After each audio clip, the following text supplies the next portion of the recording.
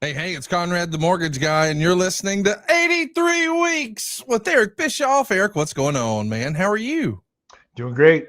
Doing great, man. It's fall in Cody, Wyoming. It's a beautiful time of year here. The weather's absolutely stunningly beautiful. And we have some friends from lacrosse coming out. Bob and Tammy Unicorn are going to be here next week. So we're going to be hanging out with them. Life is good, man. Life is good. Wait, is this the Glizzy King? Is this the guy? Yeah, it's the Glizzy King. I love He, that. he and his wife usually come out over the 4th of July, but they had some issues this year and they couldn't come out over the 4th. So they said, when's the next best time to come? And truthfully, September and October are the two absolutely best months of the year to be in Wyoming. So they're coming out to hang out for a couple days. Eric, we're going to have a fun show today planned. We're going to be talking a little about WWE and perhaps their expansion into Japan. We know what they've been doing with AAA. So we'll talk about Japan. We're going to touch on a little Mexico. We've even got some new merch we want to brag about, but there was a thing that popped up last week that I can't wait to get your take on that involves your creative notes from Nitro 25 years ago. And we'll invite RAJ GIRI into the show here a little later to cover the big news this weekend and, of course, preview what's going down with the very first ever ESPN PLE for WWE.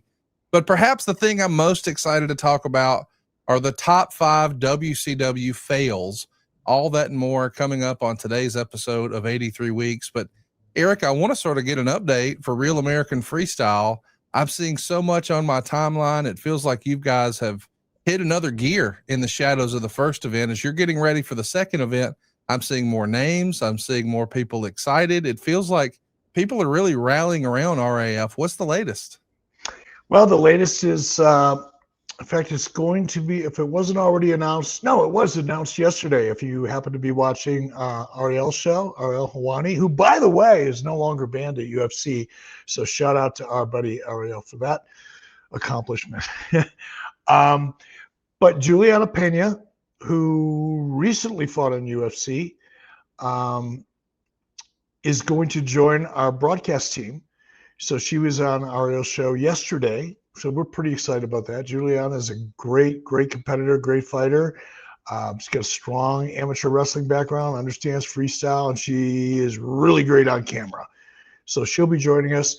But we're going to be going to Penn State, Bryce Hall at Penn State. Now, for people that are not that knowledgeable about amateur wrestling, Penn State's kind of like the New England Patriots, Tom Brady circuit, right? Just between them and Oklahoma and Iowa, strong rivalries there when it comes to wrestling. But Penn State right now is considered by many, not necessarily me, but many, as the Mecca of freestyle wrestling. So we're going to be having our event there. Really looking forward to it. Predict a sellout. So I don't usually do that, but I'm going to go out on a limb this time and talk about a sellout. We're going to tweak the show. We had a pretty successful show the first time out. Obviously, our television partner was excited. There'll be news about that coming out in the next couple of days. But there's still a lot of things we can improve in the format of the show. So I'm going to be tweaking that over the next couple of weeks. But that's the fun part, man. That's what I get excited about. Well, stay tuned. We're going to continue to get these Real American Freestyle updates. But I do want to briefly touch on the rumor and innuendo. I don't know if you've been paying attention to this, but it wasn't that long ago that we saw speculation that WWE may be expanding their footprint into Japan. We know earlier this year they announced a partnership, and I guess it was a partial acquisition in conjunction with a third party for AAA. That was announced WrestleMania weekend. And listen, whenever there was speculation about Japan, I think everybody started to immediately think New Japan. It was around that same time that The Rock posted a photo of himself wearing a New Japan Pro Wrestling shirt on Instagram. It looked like he was in his kitchen. So speculation went wild. Oh my God, does this mean WWE is going to do something or perhaps acquire New Japan? And I want to be clear, I have no insight. I haven't talked to anyone. I know everyone assumes because I do a podcast with someone else every now and again that maybe I have the inside track. I do not. But the latest rumor and innuendo is that it might actually be WWE doing business with someone else in Japan, not New Japan, but Noah. Noah, of course, is where Misawa left and of course others followed, including Kobashi. When Giant Baba passed away, there was a split. and a lot of those talent left All Japan and went to Noah. And people are now curious, hey, what this might mean. You were sort of the forerunner for this concept years ago. You were trying this when worlds collide that we've seen WWE pick up the mantle for with AAA. And of course, now it's WWE, but once upon a time, WCW was involved, and everyone knows that you had a great relationship with New Japan. What do you make of the potential Noah opportunity? I know the more we talk about WWE, we wrap our head around the fact that it is a global property, but it's not been without its critics in Mexico. Do you think they will close a deal with Noah if you had to guess? And what might that look like in your opinion? It's hard to say. I'm not as familiar with obviously the state of the wrestling business in Japan as I once was. Anecdotally, my take is that, New Japan of the late 90s is not the New Japan today. It is a shell of its former self. So the idea that WWE is doing business, a strategic relationship with a wrestling company in Japan other than New Japan doesn't surprise me, because the business is pretty soft in Japan across the board. So everybody, again, my understanding, I could be wrong, but the impression I get is Noah, New Japan, whatever other wrestling organizations are out there, they're treading water right now because the business overall in Japan has not been good for a long time. So to me, this looks like an opportunity. It's almost working with a developmental territory. It's a way for WWE's brand to get a foothold and get residency, so to speak, in Japan, or at least the perception of a relationship, a permanent relationship in Japan, which would be good for the domestic Japanese audience and WWE. It sounds to me like it's more of a strategic kind of developmental opportunity than any kind of significant revenue opportunity, at least in the short and midterm. Long term could be great. Short term won't mean a thing. Midterm, maybe. We'll see. It will be interesting. To be clear, I'm not saying I have any inside information, but where there's smoke, there's fire sometimes. And we've seen AJ Styles in Noah. We've seen Shinsuke Nakamura in Noah. We've seen Omos in Noah. And we've even seen Noah talent in NXT. So if this is the next direction, it does feel like Noah would make more sense than perhaps almost anyone else in Japan. But one thing I'm curious about is, how will this change sort of the politics of wrestling in Japan? Because we know that New Japan and Noah have seemingly had a great working relationship, but it does feel like that would change since we know New Japan has some sort of an allegiance and alignment with AEW. So it feels like there may be a separation of church and state. Now, we've certainly seen this happen in Mexico, where I know CMLL has started to really market and brand themselves as we're the only 100% Mexican-owned lucha. So they're trying to rally the troops and the locals to go ahead and embrace CMLL in lieu of AAA. Do you think there could be political ramifications that are felt at all here in America if WWE does something with Noah? Or for American wrestling fans, respectfully, will this be a nothing burger? It's just expansion into a new market. It means absolutely nothing to the domestic U.S. audience. Absolutely nothing. No one will care outside of the internet wrestling community that likes to, fixate and get excited about deals like this and the conversation that comes with it. But as far as the domestic U.S. product, will you perhaps see somebody that wrestles predominantly over in Noah make appearances in WWE programming, whether it's NXT or whatever? Yeah, probably. Will it matter to anybody outside of Dave Meltzer and his ilk? No, it won't matter. Again, I see this benefit. Here's how it benefits Noah.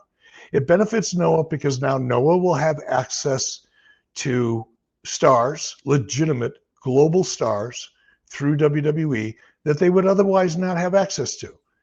And they'll have access to that talent for their shows in Japan. And that's a big benefit for them. That gives them a promotional marketing market share edge opportunity. It's good business. As far as WWE goes, what does it do for them? It gives a lot of their talent who might not otherwise be real busy a place to work and a place to build their equity among the Japanese fan base. So it's a great opportunity for WWE in the extent that they can utilize talent that's already under contract that may be otherwise underutilized. So they're going to get a maximum return on investment for certain talents that are going to be able to go over to Japan. So it's a benefit to WWE strategically, arguably financially. It's a great benefit to Noah because they're going to have access to WWE branded talent, which will definitely help their domestic business. But in terms of what does it mean to the consumer, little to nothing. I can't wait to see how this shakes out because I know that, you know, it could lead to more interesting and exciting matchups, but also more shows in Japan. I mean, that's one of the things I think that we'll see happen is I know that there have been different times where that market was hot and cold. They're probably in a down right now. Objectively, I think everyone would agree on that, but it does feel like WWE may have, with their new promotional experience that they have and all the talent they have access to, and more importantly, the war chest of cash. If they're going to reinvest in wrestling in Japan, they may experience a boom over there that might not be possible here in America. I think there's a real big opportunity for TKO, don't you?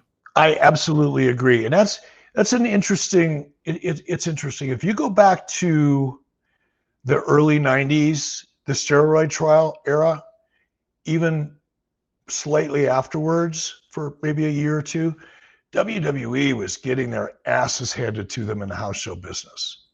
Meaning all of their business was down, but most significantly in house shows. And that was probably for two reasons.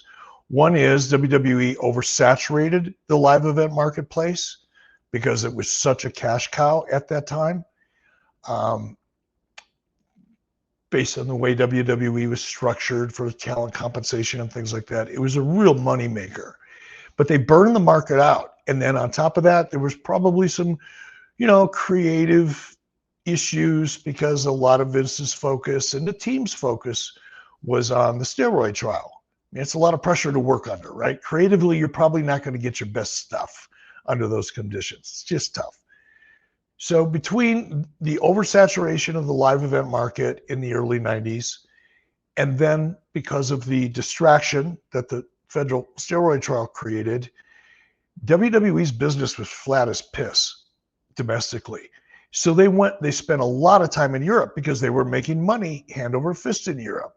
Why were they making so much money over in Europe? Because Europe historically, as is to a lesser extent, but in a similar way, pop culture American product is hot around the world.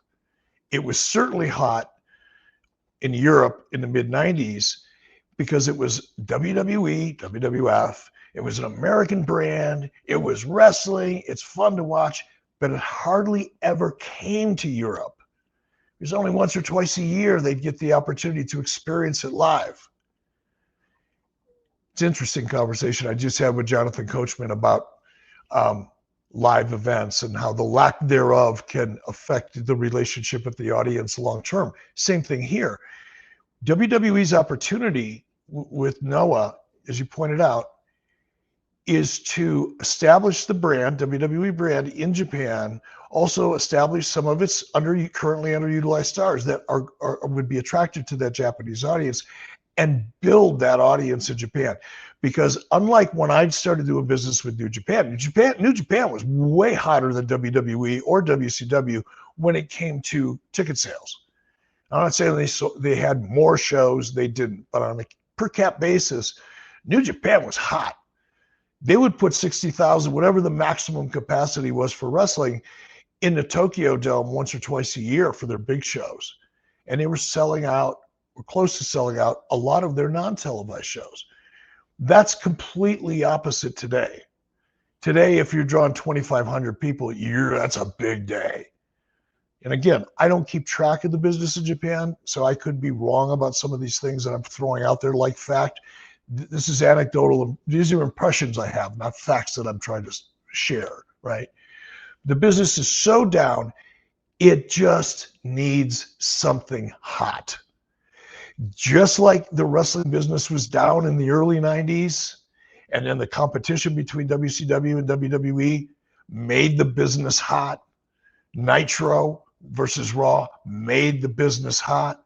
The NWO made the business hotter, including in Japan, by the way, substantially so in Japan, by the way. The most successful wrestling angle ever from a monetary perspective, according to a reporter from the Tokyo Times that I interviewed with last time I was there for Masa Saito Services, told me that New Japan had never generated more revenue, particularly in licensing and merchandising, than they did with the NWO storyline.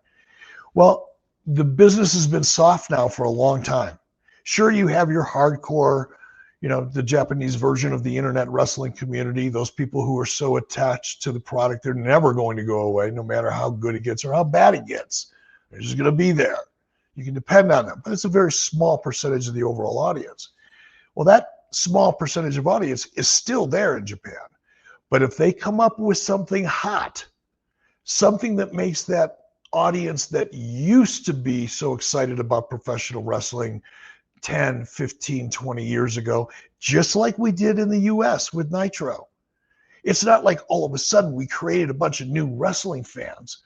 We created something that was hot, word of mouth took off, and a lot of lapsed fans who used to be fans went, yeah, I'm going to give this a try.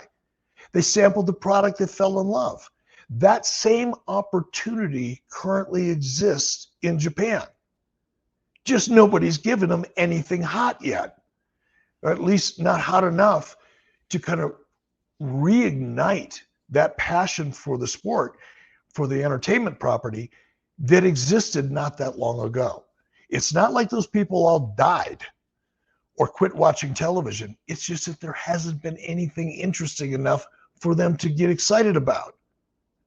Well, now perhaps there's a chance.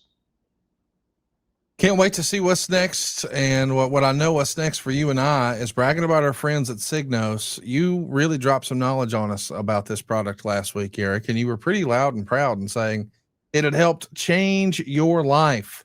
And a lot of people want to track their glucose because they want to try to lose weight more efficiently or sustainably, and they want to avoid the new crazy trends.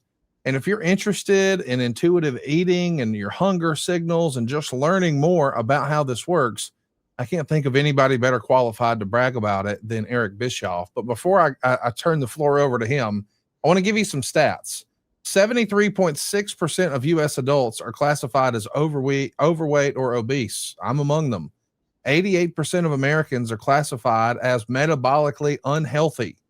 And if you're looking to really understand more, we can sort of break it down, and Eric will tell us, hey, when you eat carbs, your blood sugar rises and your body releases insulin to shuttle that sugar into your cells for energy. But if you're insulin resistant, well, that sugar doesn't get used properly and it lingers in your bloodstream. And that's when weight gain, fatigue, and long-term health risks start to build. So managing a healthy weight and your blood sugar range can reverse this cycle. And that's really where SIGNOS comes in, right, Eric? It's amazing. And sometimes I'm reluctant to talk about things like this because I'm not an expert. I'm not a doctor. I'm not a nutritionist. I didn't study shit. Well, that's not really true. I've been down this fitness and nutrition rabbit hole with my wife for a long time. But I am the world's leading expert. Like no one can even come close to the level of expertise that I have when it comes to me, how I feel, how things affect me. I am the world's leading expert on that shit. And what I've learned over the past 3 weeks, because I've been using the SIGNOS glucose monitor for 3 weeks now, even though I was pretty educated, because it's like a hobby from Lori and I, right? It's a passion. So we're always reading, we're always listening to the podcast, we're always researching. And I thought I knew quite a bit about blood sugar, blood glucose levels, and how to manage them properly, and what happens if you don't manage them properly. And I had a pretty good top line understanding, but once I hooked myself up to my SIGNOS and was able to watch on my phone in real time how certain foods affected my blood sugar, I was shocked. Number one, by the foods that I thought wouldn't, that do. And more importantly, I was able, and this is the part that I'm passionate about, like This isn't selling anything. This is sharing something that I think can change people's lives, because it has mine. When I pay attention to how I feel, like right now, what does my mental clarity feel like? On a scale of 1 to 10, am I a 6? Am I an 8? Well, between us right now, I'm kicking about a 9, 9.5. Well, what did I eat? And when did I eat it prior to this moment, so that I can replicate that? Because I want to keep my brain function creatively, for business, personally, for doing a podcast. I want to be responsive. I want to understand questions. I want to try to be as entertaining as I can be in the process, right? If I'm at 100% of my mind-brain kind of pipeline, I'm going to get there. So what SIGNOS has done for me is allowed me to understand metabolically, because we're all different. Your metabolic footprint is different than my metabolic footprint. And I'm not necessarily talking about, how much do you weigh versus how much I weigh. I mean, your body, your chemistry, based on your DNA, you may process things metabolically differently than I do. Well, I can now watch and see how things affect me. I target my blood glucose right now at about 95 millimeters per deciliter. That's my target. I figured that out after being at about 115 milliliters per deciliter. I feel better at 95. So now I target 95. And my energy, my focus, my mental clarity, my creativity, my ability to deal with stress, all of it, the whole damn thing, is all tied up in blood glucose for me. So I love it. It's a game changer. I'm probably never going to not use one, because I think that they add so much value to my life for sure. And I'm an expert. I want to remind you, here's a fun fact. We make like 227 different food decisions a day. And imagine how much easier those decisions could be if you had the personalized data that Eric has. He got it from SIGNOS, and you should too. SIGNOS took the guesswork out of managing our body weight and gives us the personalized insight into how our bodies work. They have an AI-powered app and a biosensor. And man, that's a tag team that allows SIGNOS to help me build healthier habits and stick with them. Go right now and check out SIGNOS, because they've got an exclusive offer for our listeners, and it's at signos.com. That's SIGNOS.com. That'll get you $10 off selected plans when you use our code 83 weeks. One more time, go to signos.com, SIGNOS, and use the code 83 weeks, and you'll get $10 off select plans today. Eric, I'm pretty excited to talk about our next topic. But before I do, I want to give a shout out and love on Daniel Santiago. He's one of our top guys over at adfreeshows.com, and he's been with us now for over 4 years. Greatly appreciate all of your support. Rounding the bases almost at 5 years now. Greatly appreciate you hanging out with us and supporting us really almost from the beginning, Daniel. But let's talk about some support that I threw to AAA last weekend. It was a big weekend for TKO. They set all kinds of records. I don't know if you saw this, but they had a $47 million gate over the weekend for their boxing efforts. It was really Dana White's first foray into boxing, and well, I think it did okay. $47 million. It set an attendance record at Allegiant Stadium, the brand new stadium where the Raiders play, and of course WrestleMania's host last year and this coming year. But all eyes in Las Vegas were on AAA and WWE. And there were some keen eyes that noticed, hey, wait a minute. That's not the same guy who's been portraying Minnie Abismo Negro. That guy's got tattoos. This is a different guy. Wait a minute. Didn't we just see him at the old ECW arena working a show that was promoted by Tony Khan and an independent promoter? So did this guy just pull a Ravishing Rick Rudo? What's happening here? And that made me think, when we take a look back at Ravishing Rick Rude, back in 1997, we saw something pretty special, and I love the shot. If you're watching with us right now, you got to go check it out at 83weeks.com. There was a taped Raw that aired that night, and Rick Rude was in a full beard. So someone in the WCW camp thought, why don't we prove that we're live and have him go out there with different facial hair? Somehow, some way, this was able to be a thing that you were able to take advantage of. I say somehow, some way, because you really started this, and we talked about this a few weeks ago. on the very first Nitro, where Luger shows up unexpectedly. Nobody imagined he would be there.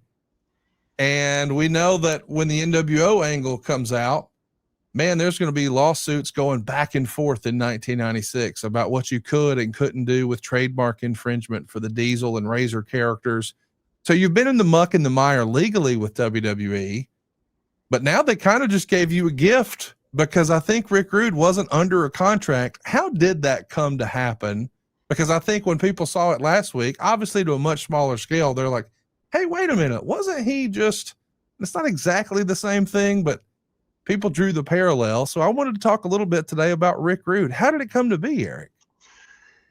You know, I'm not really sure what the WWE contract status was with Rick. The only thing I knew is he wasn't under contract, because that was the first question out of my mouth when Rick called me. But it goes back to the Screwjob, Montreal Screwjob.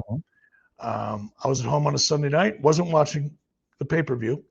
I was just with my wife and my kids, typical Sunday night, about 10 o'clock, 9 o'clock, whatever time it was. And that was back when I had a hard line, you know, in my house, had a regular phone, which I haven't had in years. But the phone rang, and it was Rick Rude. And Rick had witnessed the Vince McMahon, Bret Hart confrontation. I don't know if he saw the punch, if he was in the room or was outside the room, but clearly Rick knew everything that went down and had a very strong opinion about it. He was livid at Vince. He was livid at the situation. I'm sure he didn't have a lot of details. He didn't know the nuance, but nonetheless, Rick was pissed. And he called me up, and he was the first person to explain to me what happened. Because again, you know, I wasn't paying attention to the internet. I didn't have this damn thing back then, right? I'm just watching TV. And Rick called me and gave me pretty much a blow by blow in terms of overall what happened, his perspective at least. And he said, man, is any shot I can come back to WCW, because I don't want to be here? And I said, Rick, you know, what's your contractual status? Don't have one. Come on down. Bring a razor. I didn't say that, but said absolutely. If you don't have it, because I've known Rick for a long time. Rick and I were friends for quite a while. I knew of Rick back before I ever got into the professional wrestling business. We had a lot of mutual friends and hung out in some of the same bars, so to speak. So I knew of Rick. And then when I got to WCW in 91, Rick and I kind of immediately connected, because he's a Minnesota guy. We're just mutual friends, right? We had a lot in common. So we started hanging out. I'd drive to towns, you know, occasionally with Rick. We'd share rides and stuff. So when Rick called me and said, hey, you know, told me what happened, didn't want to be there, asked if there was a spot, kind of like I did with Medusa. She went through the same thing, different circumstance, but same thing. She called and said, hey, any room? Sure, we'll make room. Come on down, we'll figure it out. And the same thing happened with Rick. Although with Rick, I immediately was just like Dr. Evil. How do I want to use this? You know, I wanted to stick it up Vince's ass as hard and fast as I could. So the whole thing was really more, it was just as much about pissing off Vince and getting under his skin, because I really believed at the time that if I could get him off his game, I knew he was competitive. I knew he had a big ego. You know, when I say I knew, I had been led to believe that by people that did know Vince very well, who have kind of consistently all said the same thing at different times in different conversations. So you got to get a sense of what you're dealing with, even though I didn't know Vince personally. So I thought, all right, if he's got a big ego, if he gets pissed off easy, I'm going to keep him off his game by keeping him pissed off. So that whole thing with Rick and me kind of back there with the shit-eating grin on my face, that was all intentional. And it was really designed more to piss off Vince McMahon than it was to entertain the audience, to be honest. I got to ask, when you said he called you, did he just call the office? Does he have? No, he called my house. Okay. And do you think he got that number from Paige, or did he just have it from years before? No, I think he had it. Because like I said, we'd ride together occasionally if we were going to TV, if like Macon, Georgia, for example, if TV was in Macon, or if it was in, you know, somewhere that was like a 2 or 3 hour drive, which happened a lot. Occasionally Rick and I would connect and we'd drive together. So he would have had it from that exchange. I don't know that you knew this, but I think as the story goes, he was on a per appearance deal. So that's the reason he was able to just show up somewhere else. You guys didn't discuss his financial opportunity in WCW over the phone, though. You just knew we'll get together and figure it out face to face. Yep. Yeah. It's fascinating, man, to just think about what a major moment that was in wrestling history. And I know that wrestling fans were really caught up in that, certainly the quote unquote smart fans. But did anyone in the Turner organization realize what you had pulled off here? Were there any attaboys on that, or was that not really something they kept up with? You know, it's one of the things that was disappointing during my time with Turner. And it certainly changed around 97 and 98. But for the longest time, other executives within the company, you kind of knew that they wished you weren't there.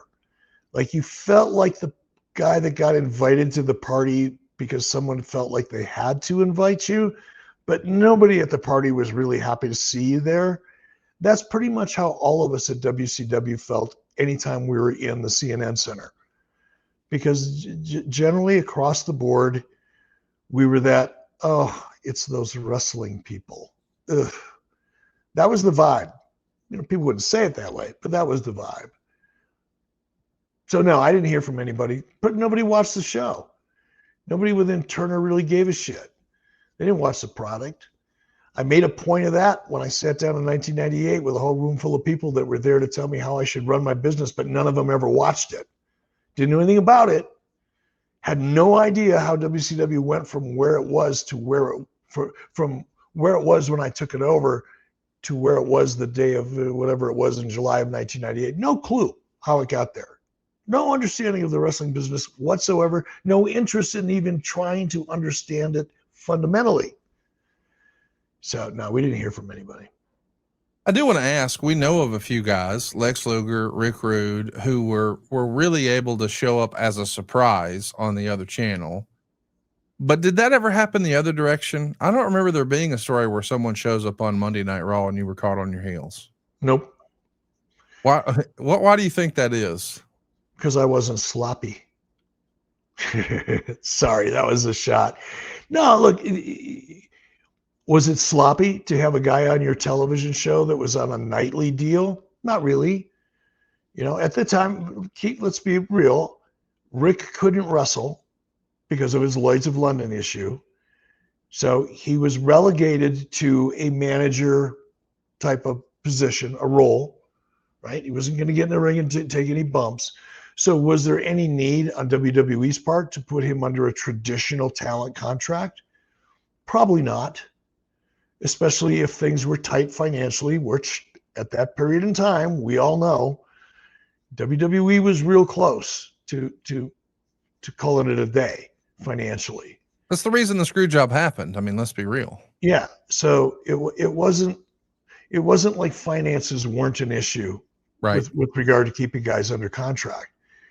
So the fact that Rick really wasn't a wrestler and they were really tight financially, it makes sense that he'd be on a nightly deal. I didn't like people on nightly deals on my television unless they were enhancement talent, for example, for a lot of other reasons, many legal ones. So that was their choice, and we took advantage of it. You won't find it now. I doubt that they've got anybody that showed. I mean, I was just in WWE last week doing something for A&E, and I'm signing, you know, releases and documentation, and you know, they've certainly, the business has changed, but the conditions have changed. It's interesting because I do think in 2020, Rey Mysterio was on TV without a contract for WWE. And in 2022, we know that allegedly Moxley's contract expired and he was the interim world champion and technically working without a contract. For WWE? No, for AEW. Oh. Okay. I love you for that. Just, I don't know if you're watching on video, but every now and again, you should be watching on video. And if you were, you would notice what I can't help but notice. Eric, you're rocking a new Controversy Creates Cash t-shirt that you're sporting on the program today. That's pretty fun. If you want, I love this shirt because Controversy does, managed properly, in the hands of an artist, controversy can be a powerful, very profitable weapon. But in the wrong hands, it can mess your shit up. So you got to be careful. Well, if you want to pick one of these up on your own, you can click the link in the description today. We've got a link for you, or you can just type it in right now, 83weeksmerch.com. That's 83weeksmerch.com. And hey, while we're at it, with the 30-year anniversary of Nitro upon us this month, we're celebrating with a brand new exclusive Nitro 30 set of gear. That's right. You can get t-shirts, you can get sweatshirts, you can even get die-cut stickers, all available right now. And this is for a limited time only. We're not doing a huge run of these. And once they're gone for good. So if you haven't already, go pull the trigger.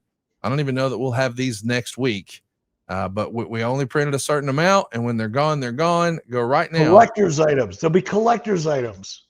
They will be. I mean, listen, this was, I think for a lot of people watching this, Eric, and listening to your program, Nitro was the peak of their fandom. What better way to celebrate that not only are you a wrestling fan today, but man, you were there when Nitro was the hottest show in all the land.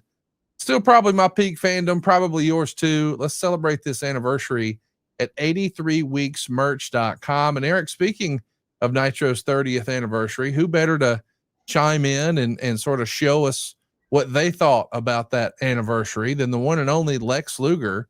We recently caught up with him over at adfreeshows.com, and he sits with us once a month and we talk about the good old days, but we recently talked about that debut 30 years ago. Let's take a look.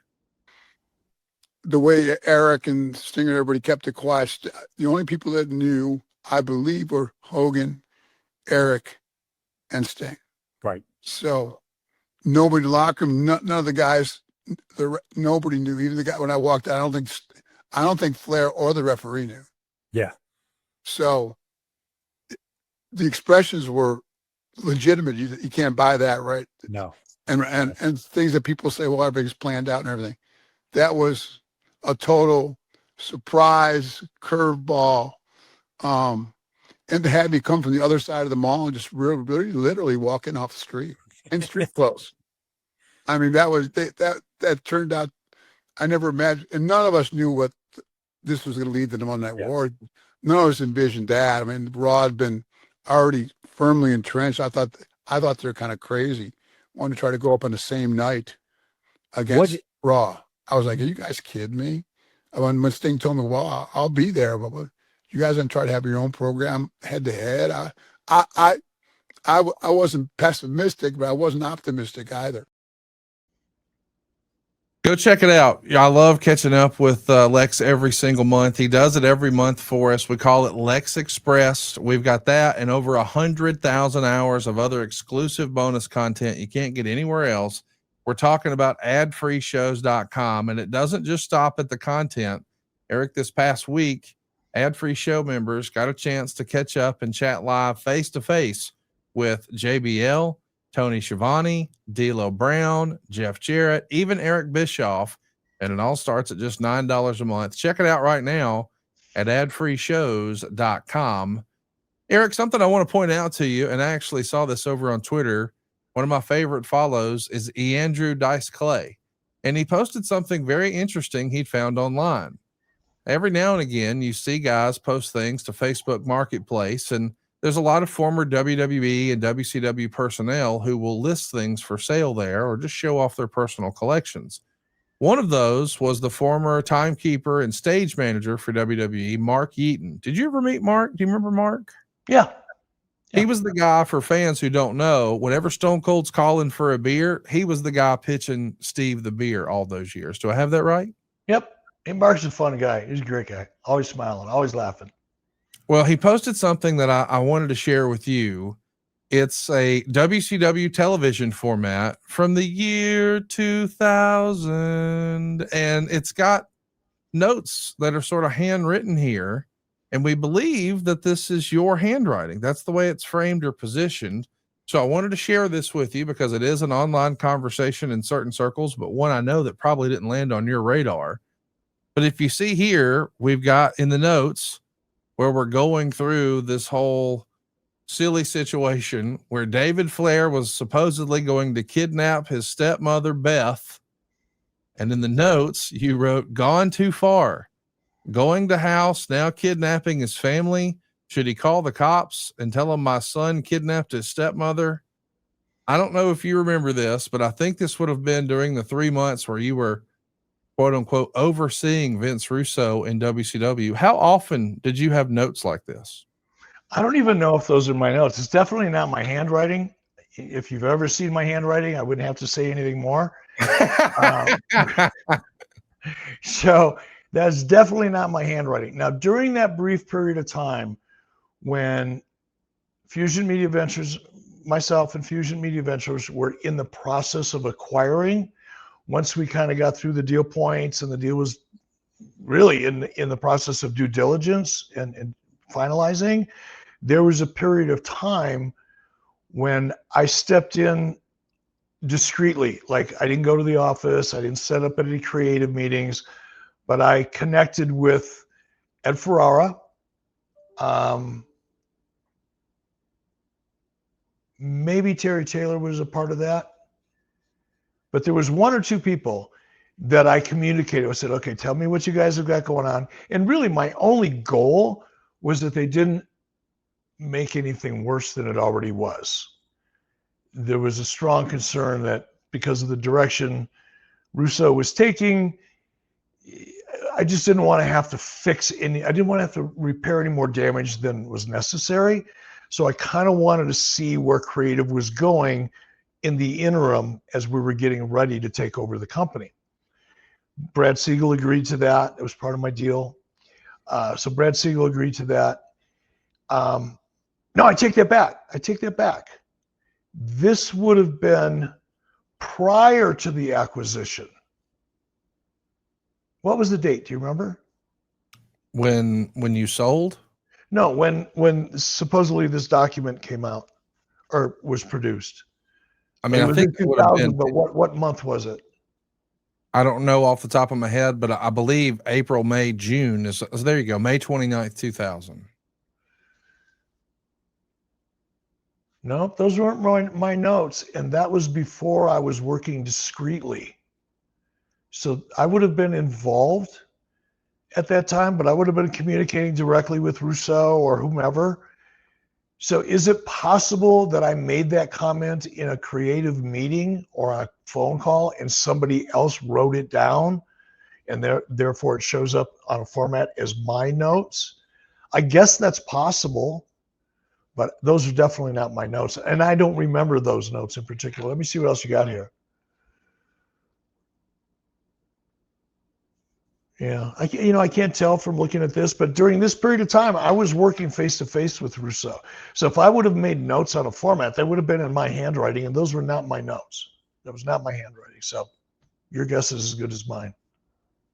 Hey, I do want to ask you, do you disagree with the sentiment? I mean, I know that sometimes we have to suspend our disbelief in wrestling, but the whole idea of kidnapping and stuff like that, and you do some silly stuff every now and again in WCW, not necessarily you, but we buried Hulk Hogan in the desert, and once upon a time we pushed the Giant off the roof, and there are some big, like, okay, we've got to suspend our disbelief. I mean, they blew up a boat with a little person on it in the Vader Sid era. So, an Undertaker rises from the dead after he's been buried. There you go. There you go. It's not unique. I appreciate you pointing that out. It's not unique to WCW. There's just some silliness in wrestling every now and again. Does that take you out of it? Because as a fan, I have to admit, I had a ton of respect for the work that Mark Calloway did, but the Undertaker character to me was, hey, I'm kind of an undead zombie who can summon lightning. All of my friends loved it, but I was like, it's a little hokey for me, and I never really loved it. But I could appreciate bell to bell and the character work and the commitment, and like, he did something no one else could do. So nothing but respect for him, but the character itself was just kind of, I don't know, this is a little far out there for me. Did that ever happen for you in WCW where you're like, if you guys think so, but I don't like this? Oh yeah, a lot. And some of it you just learn by experience, like kidnapping as a theme, as a premise for a wrestling show. Nobody's buying that shit. It's too far. There's an art to suspending disbelief. It's not as easy as it is to listen to it and think you understand it. Really performing, especially in professional wrestling, because it's so much harder. Like Lori and I are watching a new series on Netflix called The Diplomat. I don't know if you've seen it. Highly recommend it. The writing is phenomenal. So is the acting, but the writing is unbelievable. But in a drama series like that, you've got the ability and the budget to hire the best writers. You're hiring the best actors and actresses. You're hiring the best directors to artificially create emotion that allows the viewer to suspend the disbelief. It gives them permission because it's being executed so perfectly and flawlessly and so believably that you give yourself permission just to get sucked in and enjoy the story. Just go for the ride. That's when it's really, really good. Well, wrestling is a lot harder to achieve that love, that mental state of permission in terms of believability, because you don't have the tools to work with. And the environment you're working in is already an over-the-top kind of hokey. When I say hokey, that's not the right word. It's an over-the-top gregarious presentation from the get-go, which makes it a little more difficult to suspend disbelief. You have fewer devices to use to get that audience in that state of mind, which is kind of like hypnotizing them in a way. But you're hypnotizing them with narrative or action or drama on the screen, right? So wrestling, I've seen other people try, kidnapping type angles in the past. People will talk about it after the fact because it's different, it's unique, not used to seeing it. So that you'll get chatter afterwards, but it's not good chatter. It just doesn't work. There's certain things that just don't work in wrestling. And whether I've done them or I've seen other people do them, I don't want to do them again. So a lot of times people would come up with ideas, and it's not that I necessarily had tried it before and it didn't work, but I've watched a lot of other producers and promoters throughout my 35 years in the business. And you build up a little bit of a database in terms of what works and what doesn't work. And it makes it easy to kind of make notes like that when somebody's suggesting something that you've seen fail time and time and time again. I do want to ask you, when it comes to trying to edit Russo, because we've acknowledged that's not your handwriting, that's not your note, but I'm sure you did have notes. What were the biggest problems you had week to week with trying to rein him in? I ask because I know he's got an incredible reputation for giving something for everybody. And that was the positive that we heard on the WWE side of things, is everyone had a story. It wasn't just the top guys or the top two or three angles. Like everything had some sort of a purpose. So I'm sure WCW was excited about that, but Russo shared his experience with Cornette was often that Russo didn't put much thought into how can we execute this in actuality. Like, hey, it sounds good on paper and creatively that makes sense, but from a physicality standpoint, can we really actually deliver on that idea? And Cornette acted like that was a real challenge for Russo. He cited specifically where they wanted to have a TNA brawl through the impact zone, but the way Russo had laid it out, it would have made it nearly impossible to shoot and produce. Were those the type frustrations that you had with Russo, or was it something different? Similar but different. Here is my issue with Russo. Russo could pitch you an idea, even if it was a lukewarm idea. It was a 6 on a scale of 1 to 10, 5.5. But he would pitch it with so much passion and conviction that even though in your mind you're going, this is at best, he was charming enough and passionate enough that he could get you to go further with an idea than you might normally go. I would listen to some of his ideas more than I typically would, just because of his passion for it. But once you got through the passion, like all of his bro New York bullshit, once you got through that, if you asked him one question, where does it go from here? What happens next week? What's the arc look like? it was like you were asking him to cure cancer. It would stump him. It would, like, it was kind of amazing. And then once I realized it, Hulk was the first one to point it out to me, so I didn't notice it right away. But if you ever wanted to shut Vince Russo down, all you had to do was say, Vince, this sounds really great. What do we do next week? Because he never thought about next week. He never really understood episodic television. He booked 1 week at a time, and whatever got him excited, whatever was, and once he wrapped his head around it, and he felt like he was going to go out and pitch it, that's all he needed. Next week, we'll figure it out next week. Week after, whatever. I got it. He didn't understand storytelling. He talks a lot about it. Everybody had a story, but the story sucked. It's the same thing that I hear from, internet wrestling community fans about that. And Dave Meltzer, there's so many stories in AEW, it's hard to keep track of. Are you fucking kidding me? Those aren't stories. They don't qualify as stories. There's no structure to them. There's no journey to them. Just because you come up and you book shit every single week for the same two people over the course of 6 weeks doesn't mean you're telling a story. You're just booking matches. And Russo was more guilty of that than anybody that I've ever worked with in creative. He just didn't understand the concept of, as probably in Jim Cornette's example, yeah, it's great to come up with a good idea on a piece of paper. It sounds really good when you're pitching it in a room, but you have to execute it. And right. How? And part of that execution is what happens next week or next month. Where does it go?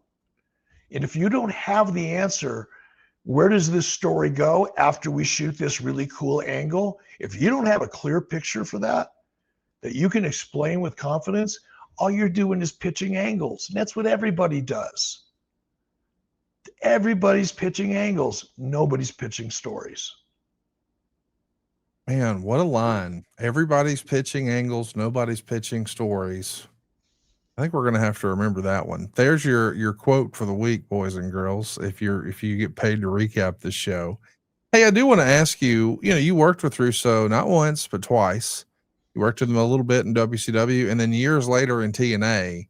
Had anything changed in Russo's game? Had his perspective or his approach at all changed, or was he pretty much the same guy both times? He was more cautious in TNA. I think he understood. First of all, he knew me better, and he knew where he stood with me. And don't get me wrong by that. I got along with him okay.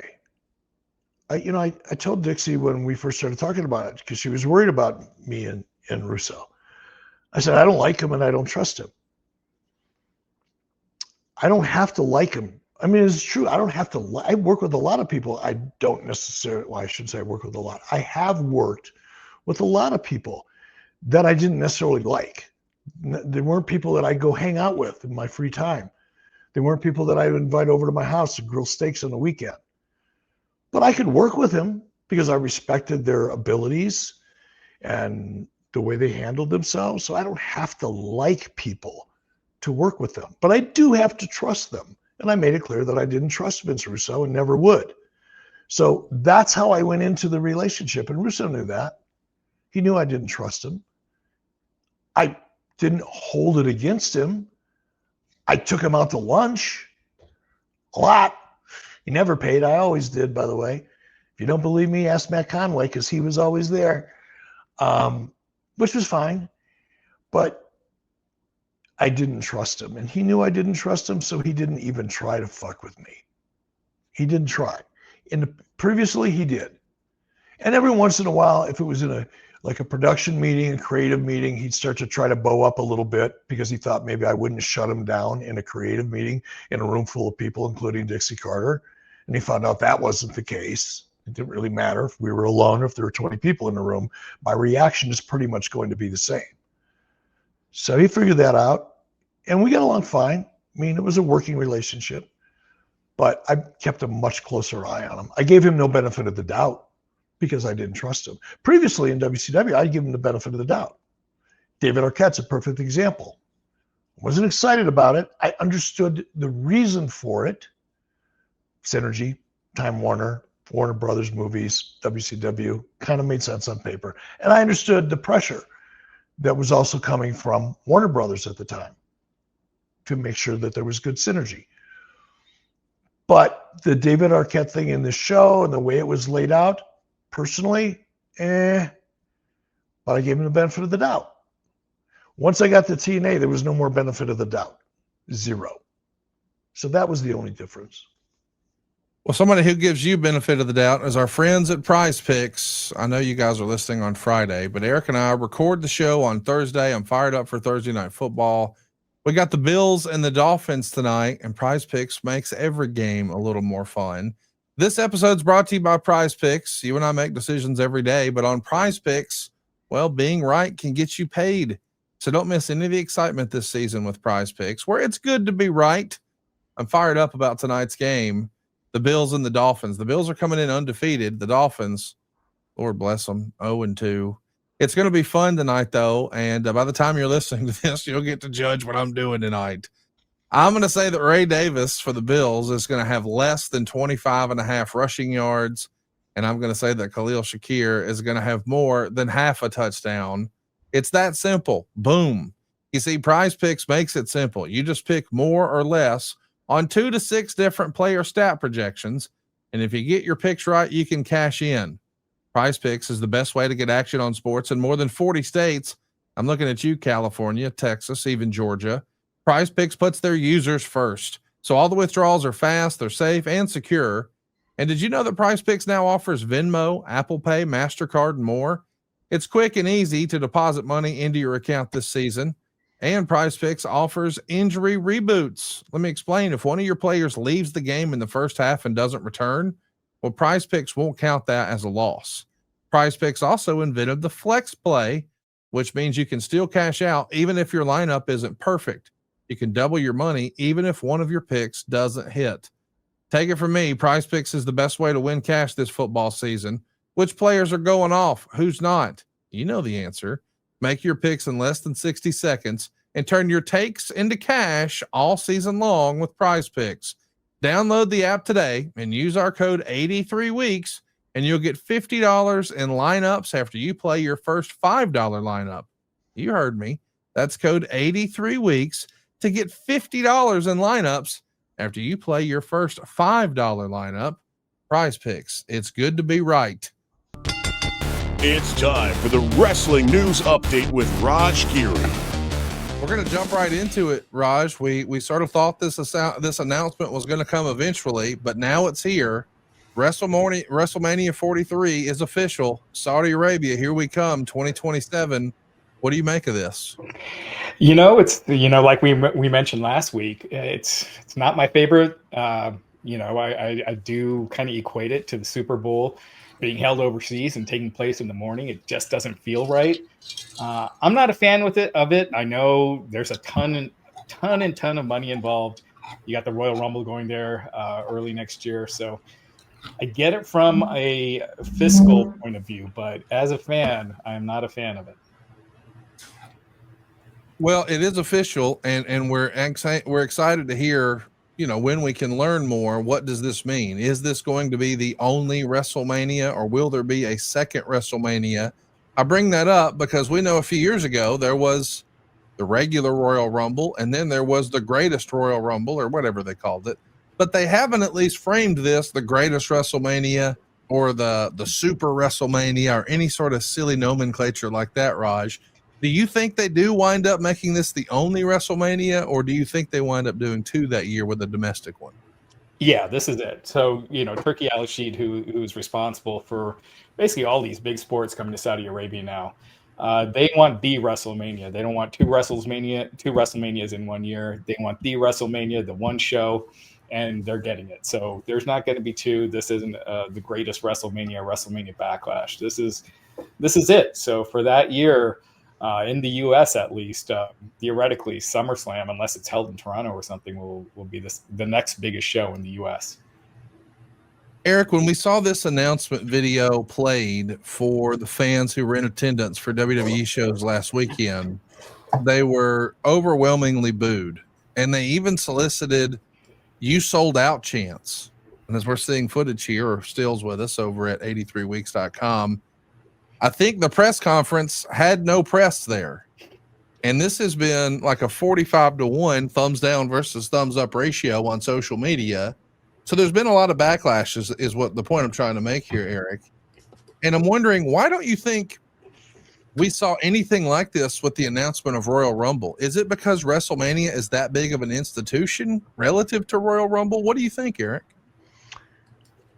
I think a part of it is just exactly what Raj pointed out. You know, looking at it like I do, I think Raj and I feel the same way. WrestleMania is like the Super Bowl. And I'm not a hardcore NFL fan. You know, I don't really start paying attention until about halfway through the season. I'll pick up a game here and there. If the Steelers are playing and I've got it on TV, I'll check it out if the weather's shitty. But if the weather's nice, I'm not really watching football until November, December. But the Super Bowl, I mean, I'm a very peripheral NFL fan, but I will have a plan for the Super Bowl. Most people do. And because it's such a part of our culture, I think a lot of the negative reaction we're getting has a lot to do with our culture. We don't, just like Raj said, you don't want Super Bowl played in London or in Munich or in Buenos Aires. You want the NFL somewhere in the United States because it's part of our culture. It's our history. It's our diet. It's who we are as Americans from a cultural perspective, a part of it. So there's a resentment that a big part of our American product is now going to be shared overseas.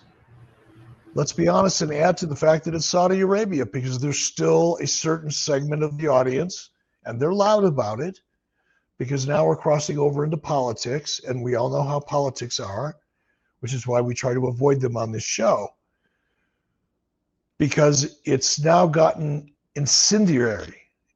You can't really have a conversation that involves politics without the shit around you catching on fire.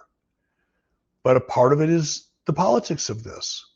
So between the fact that I think we just feel like, wow, this is us, and we don't get to have it because these other guys are getting it, that's natural human nature. Add to that the political challenges that come with this, and you've got controversy. You've got people booing. You've got thumbs down. You're going to get that reaction. The same way they got reaction when they first announced that we're going to be going to Saudi Arabia. Same thing happened. So it's not unexpected. It's anticipated. It'll be uncomfortable. And then people will get used to it. And they'll watch it. And they'll probably have more fun than they think. Because there's a lot of value in watching WrestleMania during the day as opposed to the evening. For me personally, it's really beneficial to watch it during the course. I can have more fun. I can enjoy it more during the day, as opposed to being up at 1 o'clock in the morning, barely able to stay awake watching. So people get used to it. They'll adjust, and eventually it really won't be that big a deal. Raj, I'm going to draw a silly parallel, but once upon a time, Jim Crockett Promotions pulled Starrcade away from Greensboro. And that happened in 87. They went to Chicago. It was a disaster. And a lot of people point back and say, man, that's where they lost the fans who were so supportive of Starrcade. Obviously, this is a much bigger scale. Do you think there is potential backlash? Are they headed for a PR problem? Will they lose faith with fans? The idea that WrestleMania is not just leaving America, but North America and going somewhere rather controversial like Saudi Arabia? I think the fact that they made the announcement so far ahead of time, you know, it's a year and a half, as Eric noted, as we get closer and closer to the event, people will just get more used to it. And I think by the time it comes, people won't be happy with it, but I think a lot of the initial backlash will have subsided.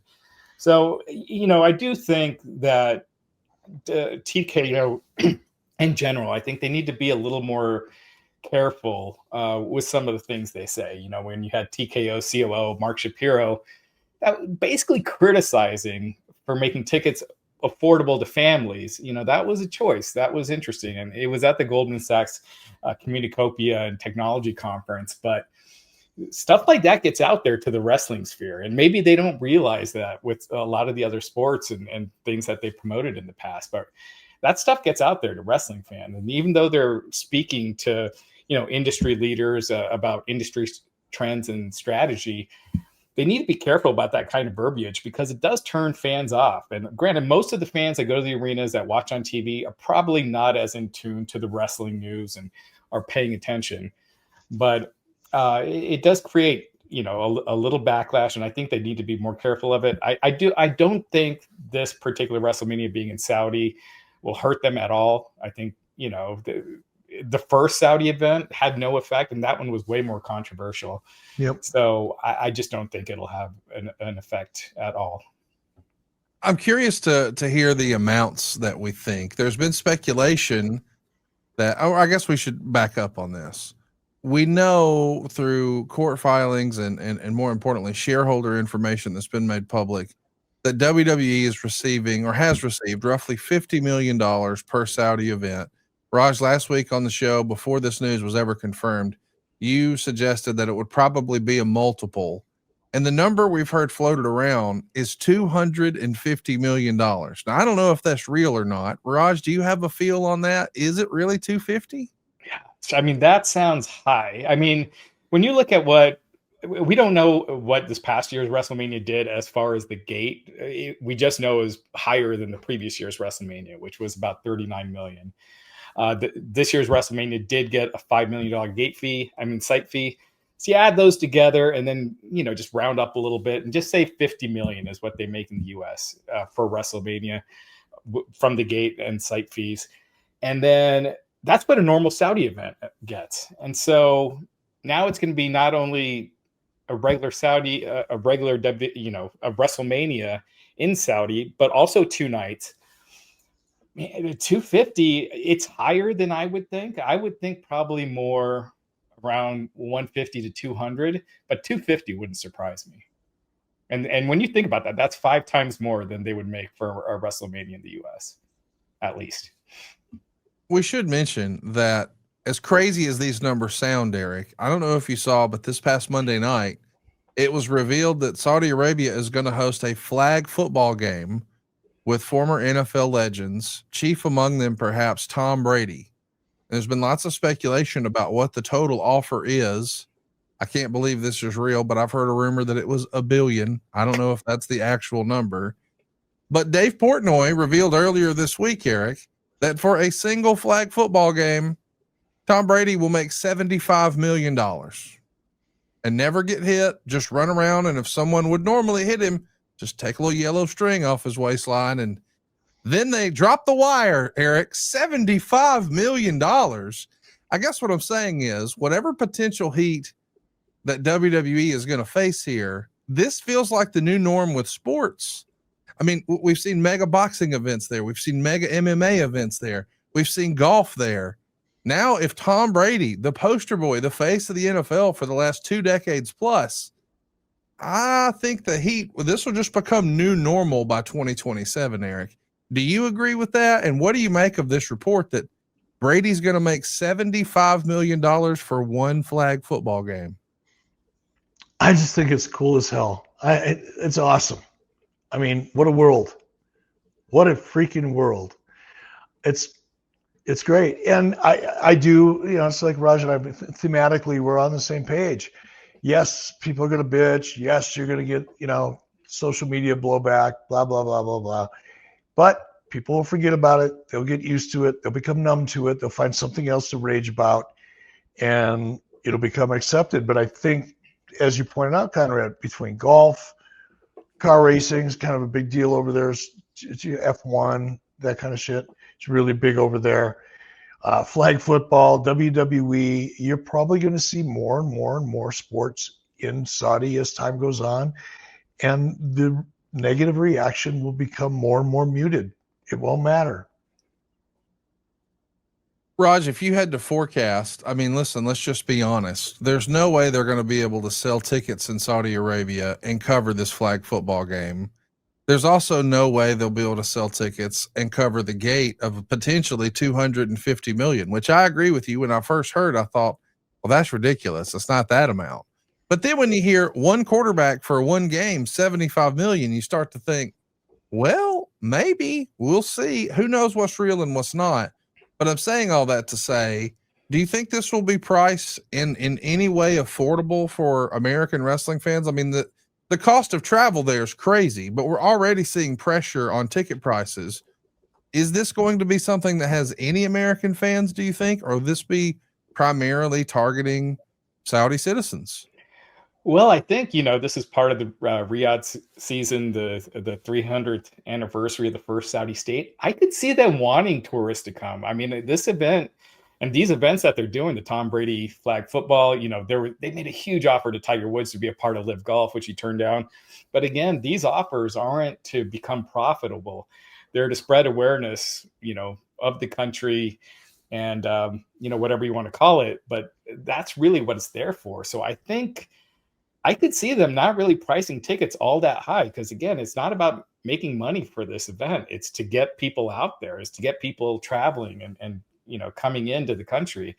So I actually don't think the tickets will be that expensive. I think they'll be cheaper than Vegas. I mean, we'll see, but that would be my guess.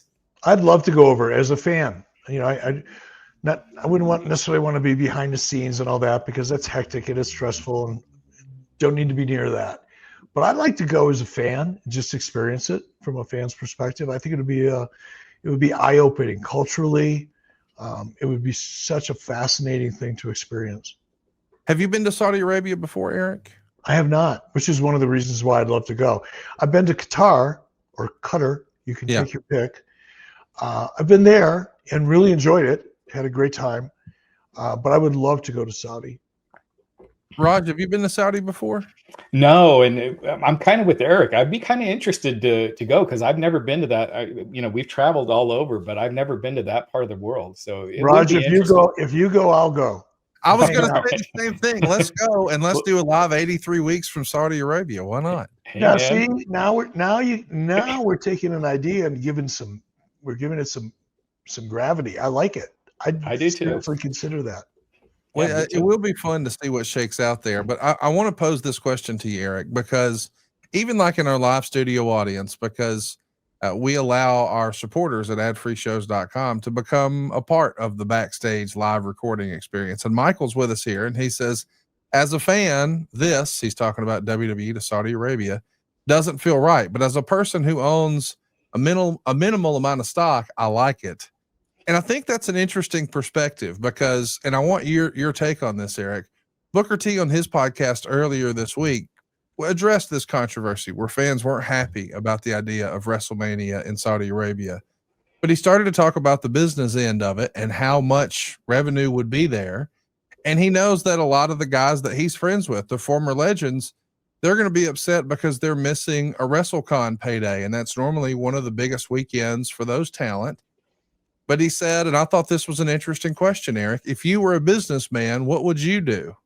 And I like that Booker put the onus back on the people who were being critical. Like, hey, if this was your business and you had an opportunity to make a multiple, what would you do? When you frame it that way, I think the answers get a little easier. What say you, Eric? Well, they not only get easier, but what if not only are you a business owner, but you're a business owner that is legally responsible to make the best decisions you can for the people that own stock in your company, because if you don't, they can sue you. So, yeah, it changes things. When you're a publicly held company, you have a fiduciary responsibility to your shareholders to maximize financial opportunities for the benefit of your shareholders. You have to do that. That is your job when you take a job for a public company, especially if you're an executive, senior management. So I get it all goes back to the very beginning. Do I understand why people are going, man, I don't like it? Sure. But from a business perspective, as Booker T pointed out, Raj certainly would know better than I, it's a good business decision. it has some risk, goodwill risk associated with it, but you can calculate that risk. You know it's coming. You've had it before. How badly did that negative public opinion actually hurt your business? Did like a bunch of whiners on the internet wrestling community, chat rooms, and Dave Meltzer and people all have their rage and their meltdowns about it? Sure. How did it affect the bottom line? Oh, it didn't. Well, then who gives a fuck? You make the best decision you can make for your company and its shareholders, not because of what upsets the internet wrestling community, because they live to be upset. That's their jam. Well, let's talk about what's not everybody's jam, and that's ticket prices. That brings us to this week's YouTube comment of the week.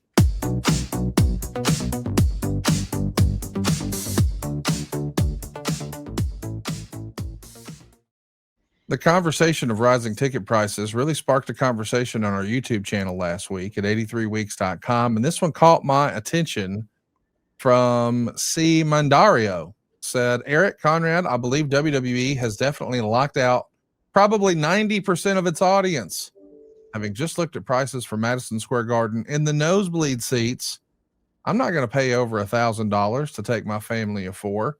Not saying the tickets should be free, but damn, there's a lot of stuff a family can do for much less out-of-pocket expense and have fun. What do you make of this, Raj? I mean, this has become a speaking point. I mean, we heard Shapiro talk about this last week with Goldman Sachs, and Eric touched on it last week. He wants Real American Freestyle to be affordable for families, but TKO is trying to deliver that shareholder value. That's paramount. This is kind of the new way, isn't it, Raj? Yeah, and again, not to sound like Scrooge, but if it doesn't sell out, then it's overpriced. If it sells out, then it's priced right. Or if it comes close to selling out. I hate saying it that way because I get what everyone's saying. I mean, I'm the same way. I don't want to take my family if it's $4,000 for a wrestling show that, 3 members of my family don't really watch that much. But if it's a big enough show, I'd go. So instead of back in the day where I'm paying for 4 tickets for $20 a pop or $50 a pop, now I'm paying for one for $1,000. Obviously, TKO likes that $1,000 a lot more. I do think at some point, they're in that experimentation phase. WWE is still hot. They might be cooling off a little bit this year, but they're still hot. And so they're experimenting with where they can take it. And once you start seeing the sellout slowing down and the prices getting too high, that's where you'll see the prices start coming down. But until that point happens, and they're just doing insane arena business, this is just the new norm for now. It's kind of like if you look at the logic behind trading cards, collectible cards, it's like planned scarcity. Yes. Mm-hmm. You raise the price enough so much that only a small select group of people that get it, but it's like that velvet rope thing. These people got in. There's prestige because, my God, you flew all the way over to Saudi Arabia to go to a WrestleMania and it cost you $20,000. There's the perceived value of that experience that has now been established at $20,000. To go over to Saudi, pay for your plane ticket, stay in a nice hotel, eat some great food, go to WrestleMania, probably $20,000 for 2 people, right? Guessing. Well, you've established a value, a perception of value. You can always bring those prices down, as Raj pointed out, and I agree. They're going to push the envelope. They're going to see how far they can go until those tickets start to fall off. Well, when they start to fall off, then you can adjust accordingly. And now you know what the market will bear. That's kind of how this stuff works. Capitalism. Let the market tell you. I don't blame them for doing it. They'll find out. And there'll be a time when they decide, you know what? Either because ticket sales have gotten soft or for whatever reason, perhaps even creatively, the product starts to cool off a little bit because we all know wrestling goes through that. Every form of entertainment goes through that. certain types of programs fall into and out of vogue over the course of 2 or 3 years. So they'll feel it, and when they do, they'll adjust. But I just don't think people should make as much of it. Look, if you're disappointed because you can't afford to go, I get that. But a lot of the chatter you're hearing is just chatter for the sake of having something to say. It doesn't really matter that much to people. And when it does, they'll adjust.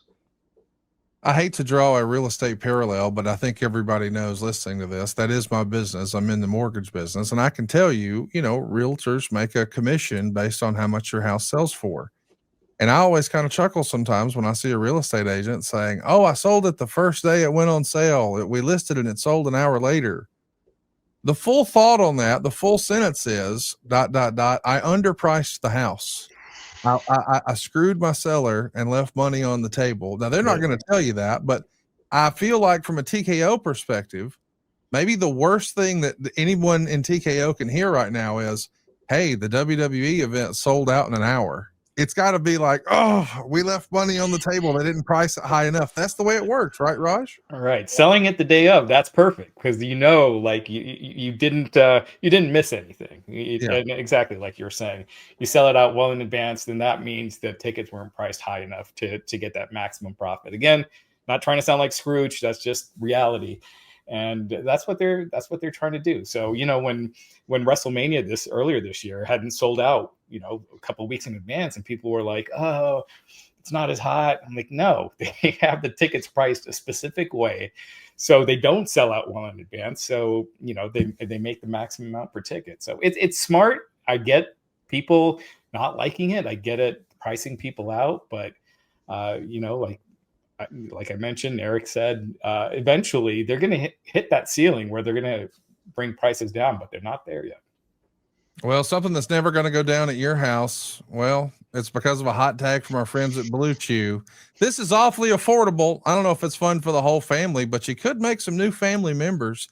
Guys, enter the room weenie first. That's right. BLUECHEW is not just a tablet. It's a cheat code for your crotch.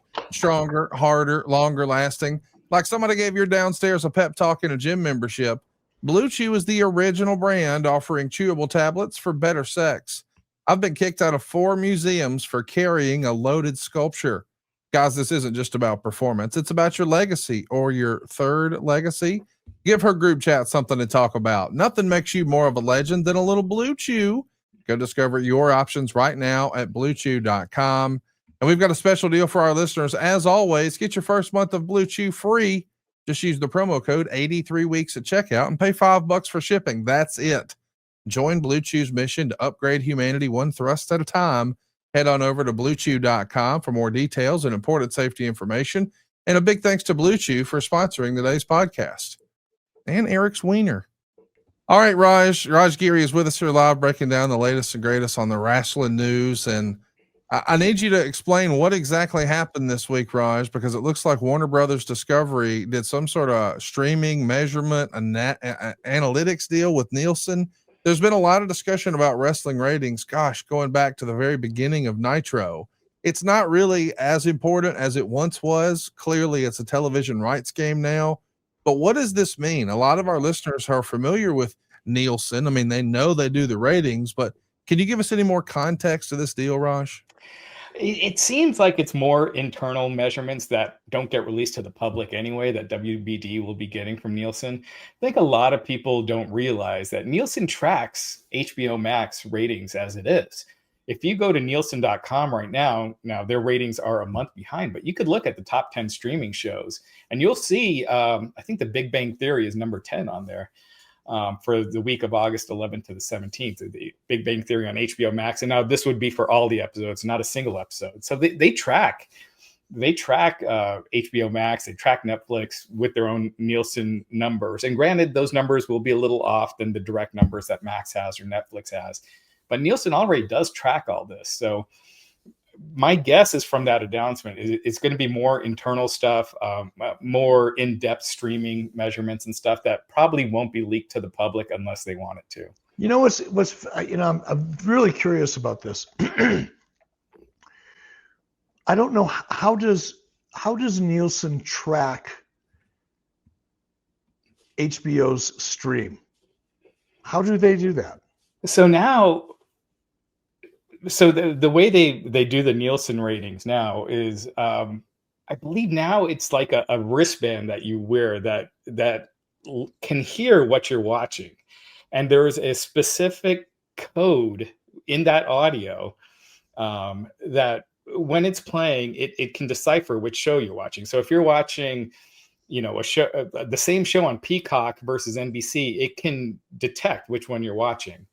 And so that's one of the ways. I know some of the older people have boxes, and I don't know if they've taken a lot of those away and are transitioning, but the newer people that are on Nielsen are using these like wristbands that detect what you're watching. Yeah, that's interesting. We also want to understand, there's been a lot of discussion about who has access to this data and who hasn't have access to this data. We've seen a lot of commentary online, Raj. I'm sure you've seen it about, there's speculation from Dave Meltzer about how many people are watching HBO Max and how many people are watching Netflix. We don't really know that. I'm not saying that these companies don't know that, but that's not information that's readily available sort of outside the tent, right? Well, Nielsen has that data, like I was saying, if you go on their site, but they don't release it, and the individual streamers don't release it. Now, as far as their own data, like Max has their own data, Netflix has their own that they release every week just for the top 10, and then every quarter they do a big data dump.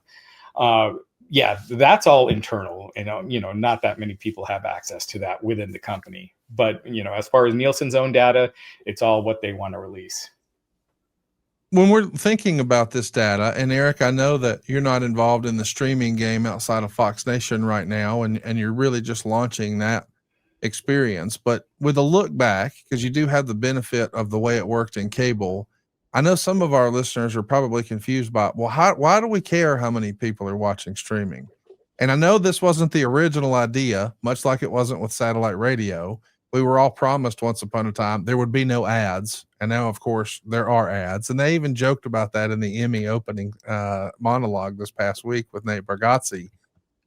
But that's really what we're talking about. What matters, how many people are watching the show, doesn't really matter outside of the internet wrestling community. And even then, I don't think they understand why it matters. It matters from a monetization and how effective we can be at selling ads and sponsorships.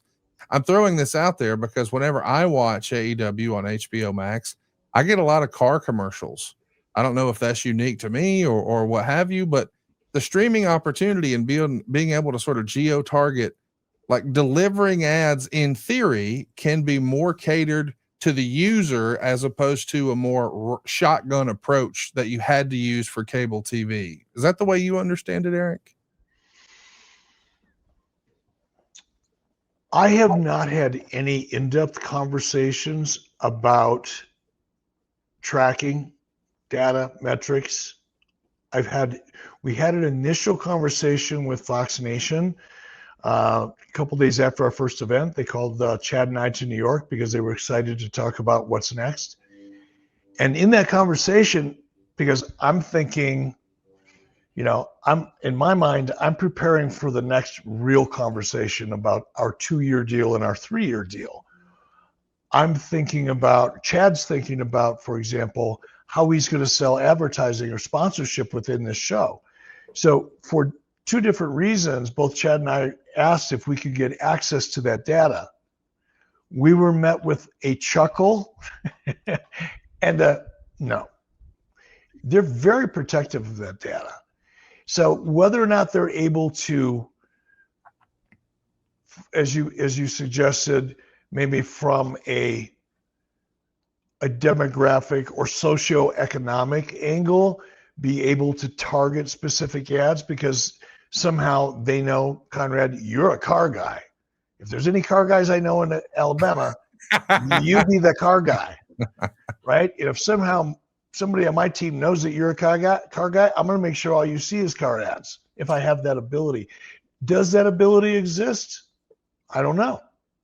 Sounds like it probably does. And if it does, it's going to be an interesting world to live in. That's really fascinating from an advertising point of view. But to be really frank, I have no idea how it works. Well, I can tell you how it works in the podcast biz. You know, there's a lot of I mean, you hear some of our sponsors week in, week out, like BLUECHEW is a great sponsor for us. And you're going to hear that ad no matter where you're listening to us, whether it's on YouTube or RSS, or you're in Japan or you're here in Alabama, you're going to hear that BLUECHEW ad because it's a part of the programming. But Raj, you're at least familiar with, there's another side of the business, the programmatic ads. And so now we could say an advertiser could come along and say, hey, we want men 35 to 54 in these 5 states who are listening to this type of content. And now that would mean that not everyone who listens to 83 Weeks gets that ad, but those particular people do. So I sort of differentiate that in my country speak of a shotgun approach versus a rifle approach. Do you think that perhaps, because Raj, from what I understand, almost no streaming service in history has ever been profitable with the exception of Netflix? But I'm saying all that to say, do you believe when they really dial that in, now they can really jack their CPMs way higher? I mean, if you're just talking about tonnage, and Eric, you've said this before, like M&M Mars, they would say, hey, if it can get affordable enough, we're just looking for humans. You know, we're just all peoples. But when you can get very specific, Raj, now you can really crank that ad cost through the roof, right? Yeah, absolutely. And you know, one of the things you mentioned about programmatic ads is that, you know, a lot of these ads, like you're saying, a lot of these car commercials and things like that, they rotate among just all the shows on the network or a bunch of them. Like, you know, we have the ad supported version of Peacock, and my daughters, they watch Love Island, you know, I'll watch movies on there, regardless of what we watch. There's this eczema commercial we all always get, you know, just stuff that doesn't relate at all. That just rotates, that, you know, that they pay in bulk to the streamer, and those just rotate throughout all the programming. Then you also target some to, you know, towards men, you know, and the different demographics. So I don't know if these Max ads are being bought specifically for AEW. My guess is not. I'm guessing they're mostly programmatic ads that are appearing, because usually when it's specific to AEW or WWE, you will see a lot of those. You'll see like tie-ins and things like that. You can often tell which ones are specific for that show. So yeah, I don't think those ads are tailored, you know, are geared towards AEW programming. I could be wrong. Yeah, I mean, listen, who knows? It could just be like, I guess, like a run of sight type thing. But Right. Raj, while I've got you, I do want to ask about a potential issue I see this weekend. We know that WWE has finished their PLE run with Peacock. They're about to embark on a new PLE run with ESPN. And I think most people listening to this are probably, or at least at one point this week, were a little confused by how this goes down. I mean, when the announcement first came out, I feel like we all thought, oh man, we've got to sign up for a new $30 service. And it felt like there was a correction that they were sort of keeping quiet. Like, well, no, that's not exactly it. As a matter of fact, if you have these certain cable systems, you'll get it for free. So don't overreact. And so then people settled into, oh, it's on ESPN. But I heard multiple conversations, even in my local market on the radio, where they were telling people where to watch it. And Raj, they were telling them the wrong information. And Jeff Jarrett says it pretty often on his podcast as a paramount issue for him as a promoter is if you confuse them, you lose them. And I feel like there's going to be some frustrated people. I'm not suggesting that WWE did anything incorrectly. They got a huge bag from ESPN. The onus is on ESPN to explain this properly to everyone. But when I tried to log into my ESPN, I had to scan a QR code. And that QR code then took me to a squeeze page for Disney. And it offered me the opportunity to sign up for a bundle for Disney and Hulu. I already have Hulu, but I didn't have Disney, and the ESPN app. So they wanted to bundle me up for $38.99. And I think a lot of people are going to be plopping down on the couch Saturday night, looking forward to seeing Brock Lesnar and John Cena on ESPN and say, wait, what the hell? Where is it? I could see the iceberg here that this is going to be a trending thing come Saturday night. What do you expect, Raj? Am I off base, or is this unique to my state? No, I agree 100%. It's really confusing, and I feel like WWE didn't do a good job on Raw. Like Joe Tessitore made it sound like anyone that has cable can subscribe, can, you know, has access to the Unlimited app, and that's not the case right now. It's just Spectrum, DirecTV, Fubo TV, Hulu Live TV, and Verizon. And outside of that, you will need to subscribe to ESPN Unlimited. And this is where it gets confusing. When you download it, There's ESPN Select, there's ESPN Unlimited. ESPN Select was ESPN Plus up until, a month ago. And so basically you won't get the WWE with ESPN Select. You need the Unlimited. Now with the Unlimited, they have a bundle right now that you could do too. Both are $29.99 with the bundle. You also get Disney Plus and Hulu. But this is, again, where it gets super confusing. You need to have ESPN Select to order UFC pay-per-views. Even though ESPN Plus, ESPN Select programming is on ESPN Unlimited, you cannot order UFC pay-per-views through ESPN Unlimited. So super confusing. My guess is that until the UFC pay-per-view deal is done at the end of the year, they want to keep it this way. Why change it now when the UFC deal is almost over? But it's very confusing. I wish they could have done. Mess is what it is. It's a mess. It is. Ideally, they would have had it at least an hour air on ESPN Linear where they can explain exactly what you need to do to watch the rest of the event. But you got college football, and that's not possible. So it is just it is a mess. I want to get your take on this, Eric. I don't know that. I know that you had a snafu once with Halloween Havoc where the show went off the air early and you had failed to let satellite providers know that we'd be going long on that show, or not you, but Mike Weber or someone in that department. But this feels like we're getting off to a bad foot. Like, I know that people are always going to be excited about this first event, and man, they've loaded this card up about as much as you could possibly ask for. Really just the poster for the thing, John Cena and Brock Lesnar. This is Brock's first match back. People know that Cena's rounding the bases. This will be the last time we see this. This is about as high profile as you can get, but it is going to confuse a lot of folks, and folks are going to be frustrated with this. And we're starting that way. Like, I wonder, will there be upset people on the other side of this, Eric, on the ESPN side? Specifically, I want to point out too, and I don't know that you saw this, but are you familiar, Eric, with the Stephanie McMahon podcast snafu from a few weeks ago? Yeah, I read about that. So just to catch everybody up, she had a same sponsor that we've had before. It was a VPN ad. And she was basically reading copy where she was explaining that, are you watching WWE the old fashioned way? She was almost allowing you the opportunity to circumvent all of these new guardrails that we have in America, because the rest of the world, they're going to be able to watch this on Netflix, but not here in America.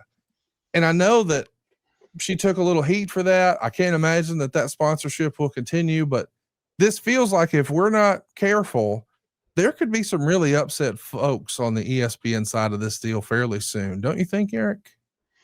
Sure, but who are they going to be upset with? They should just, they only have themselves to blame. Just listening to Raj explain the various options and the Cirque du Soleil approach you have to take to figure out how to watch something, it's already a mess. It's already a mess. I'm not even sure I'm going to attempt figuring it out. It's so messy. I just don't want to have to. It's like the reason I don't get a new phone, like this phone is old, right? Doesn't have a lot of the cool stuff. Because if I go get another phone, I have to spend 2 hours setting it up. I don't need a new phone that bad. I'm not going to spend 2 hours of my life setting up a new phone if I don't have to. And that's the way I feel about ordering this event on ESPN at this point. Just listening to what you have to go through, it's a joke. I wouldn't do it. I'll wait till they figure their shit out. I'll order one next time. It's not a good thing. But who's to blame? It's not WWE's fault. It's ESPN's fault.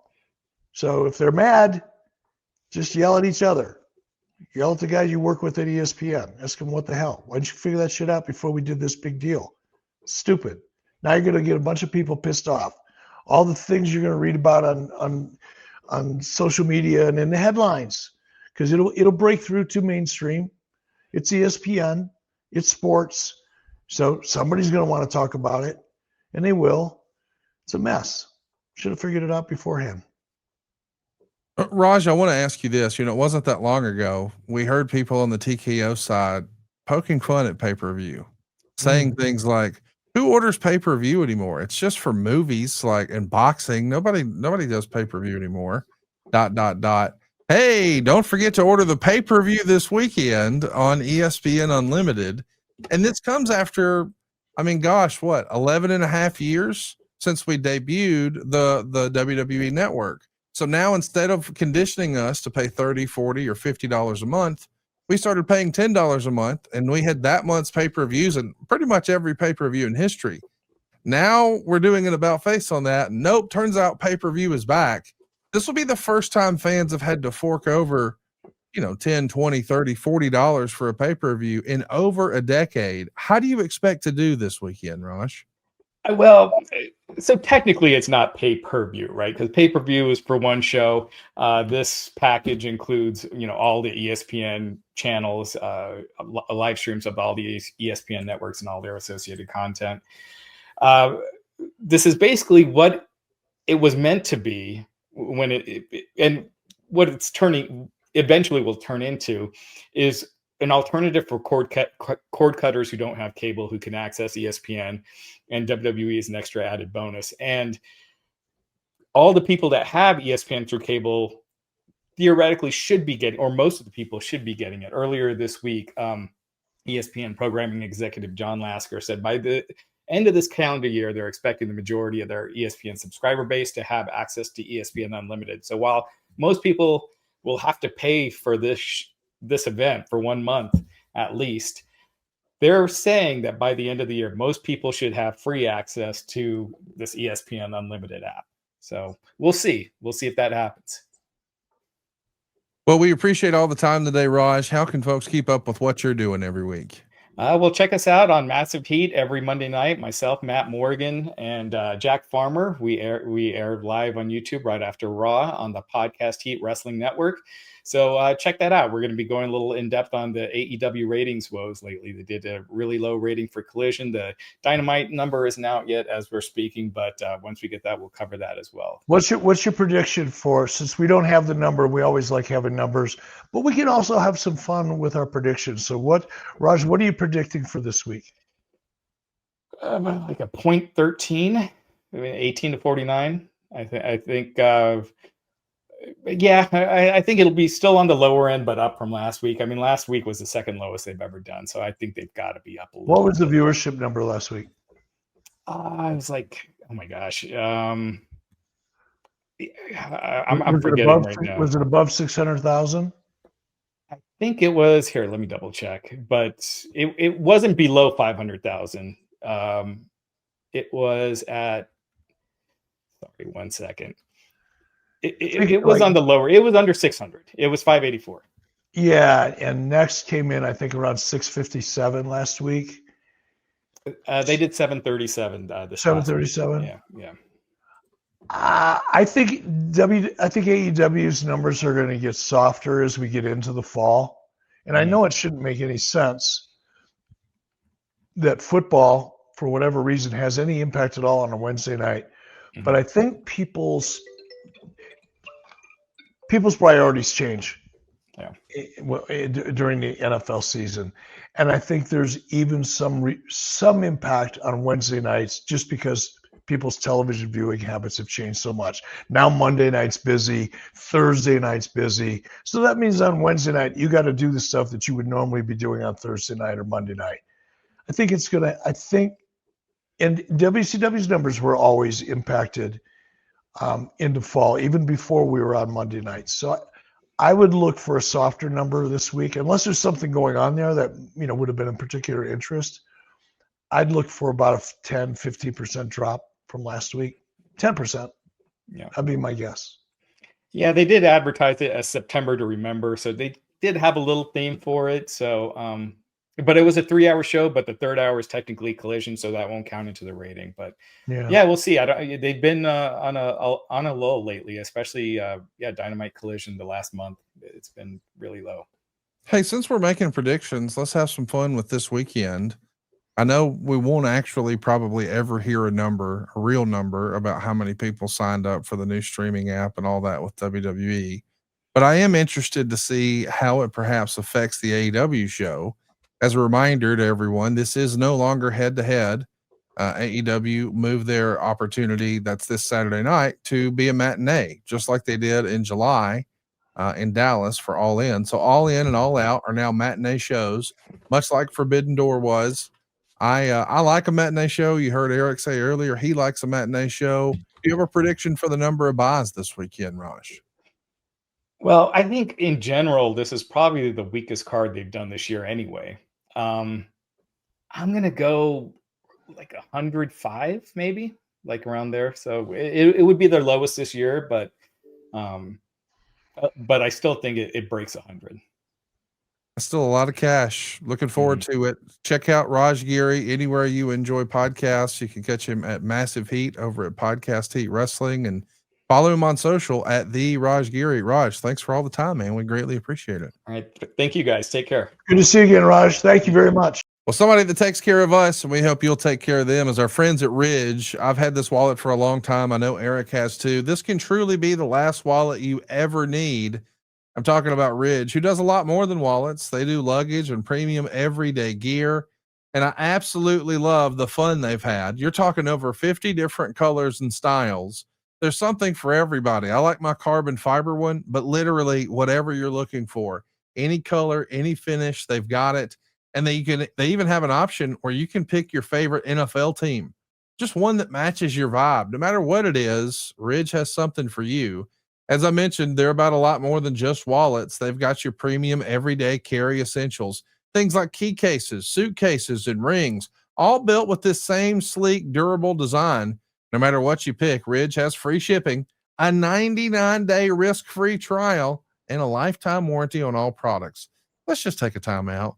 Who do you know who says, hey, go try this, use it, beat it up, do it for 99 days, and if you don't like it, send it back. We'll give you your money back. What? That's how you know it's a great product. Not only that, but they say, matter of fact, we'll give you a lifetime warranty. Anything on this ever breaks, we'll get you a new one. What? That sounds make believe, but that's what RAJ does. And it's the reason people are so loyal to RAJ. Go upgrade your wallet and maybe a lot more. Go right now to raj.com and use the code 83weeks at checkout. You'll get 10% off your order, and you may still sneak in an opportunity to be a part of RAJ's biggest sweepstakes ever. They've recently been running a promotion for a Lamborghini Huracan, a Hennessy Velociraptor, or $100,000 in cash. By the way, no purchase necessary to enter, but every dollar that you spend gets you more entries. That's raj.com and use the promo code 83weeks. After you purchase, they're going to ask you where you heard about them. Please support our show and tell them we sent you. All right, Eric, now it's time for one of my favorite parts of the show. We've started to have a look back with a lot of context, because if anything, we know on this show, context is king. And today we're doing a fun top 5. I know our listeners are going to have fun with it. Maybe you not so much. The top 5 fails in WCW, according to Eric Bischoff. So here we go. Coming in at number 5, Eric, on your list of the top 5 WCW fails is WCW Thunder. I'm curious, Eric, why does WCW Thunder come in at number 5 on your top 5 fails? Absolutely devastated. Creative. When we had to split, and same creative team, but now we've got to come up with great stories for 2 primetime shows live every week. If we would have grown into that opportunity and had time to develop the infrastructure necessary in order to deliver that show consistently, it would have been a great idea. The timing and the fact that we were forced to do it as quickly as we did had an absolutely devastating effect on Nitro. It diluted the product, it diluted the brand, it diluted our ability to tell great stories, and it overexposed our top talent. By every way measurable, it was a disaster. You know, obviously there's a lot of moving parts on this, you know, that if we had it to do over again, we would have. And I know that it created a lot of stress, because it's not like you got more budget in order to do this. You were told to just figure it out and make it work. And there's a lot of things that maybe we could armchair quarterback about this. But if we made a list and we checked it twice like Santa Claus, is there an alternate universe where, with the right amount of support or whatever it may have been, is there any universe where Thunder could have been successful? Or was Sure. it named okay. Sure. Again, as I said, if somebody would have come to me and said, look, by this time next year, we want to have a primetime show and replicate the success that we've had for Nitro, we could have figured it out and we would have been ready to do it. And we could have done it. We would have done it. But that wasn't the case. I got a phone call while I was on my way out here to Wyoming with my family that I thought was a joke from Harvey Schiller when he said, Eric, Ted wants another show in prime time. And he told me the window that he wanted it. It was like within months, not within a year, not within 18 months, not with enough time to plan, build a team, figure out a process that would have allowed us to produce another show in prime time without such a negative impact on Nitro. I would have been excited about it. That would have been a great opportunity. But to have to turn that around with my existing staff, by the way, not only did I not get an increase in budget, shortly after we took this on, I got my production budget cut, even though it had been previously approved the year before, even though I was outperforming all my targets. I was generating more revenue than we projected. Our ratings were higher than were projected. Everything was that we were doing, we were outperforming any measure that had been previously set for us by Turner Finance. Not by me, by Turner Finance. We're outperforming those. So rather than get, wow, these guys know what they're doing, let's give them some more support. Let's help create more opportunity for them. No, it was, Eric, Ted wants this. We're not going to pay for it, so you are. And oh, by the way, in another couple months, we're going to cut your budget. Oh, and that marketing budget you have, that's going to be gone. Oh, and by the way, I know you want to hire some people, but you can't. And if there is if you do have to bring someone in to replace somebody that was already already staff member, you can only hire from within Turner Broadcasting. You can't bring anybody in from outside the company. Now go launch a new show. Yeah, it was not a good thing.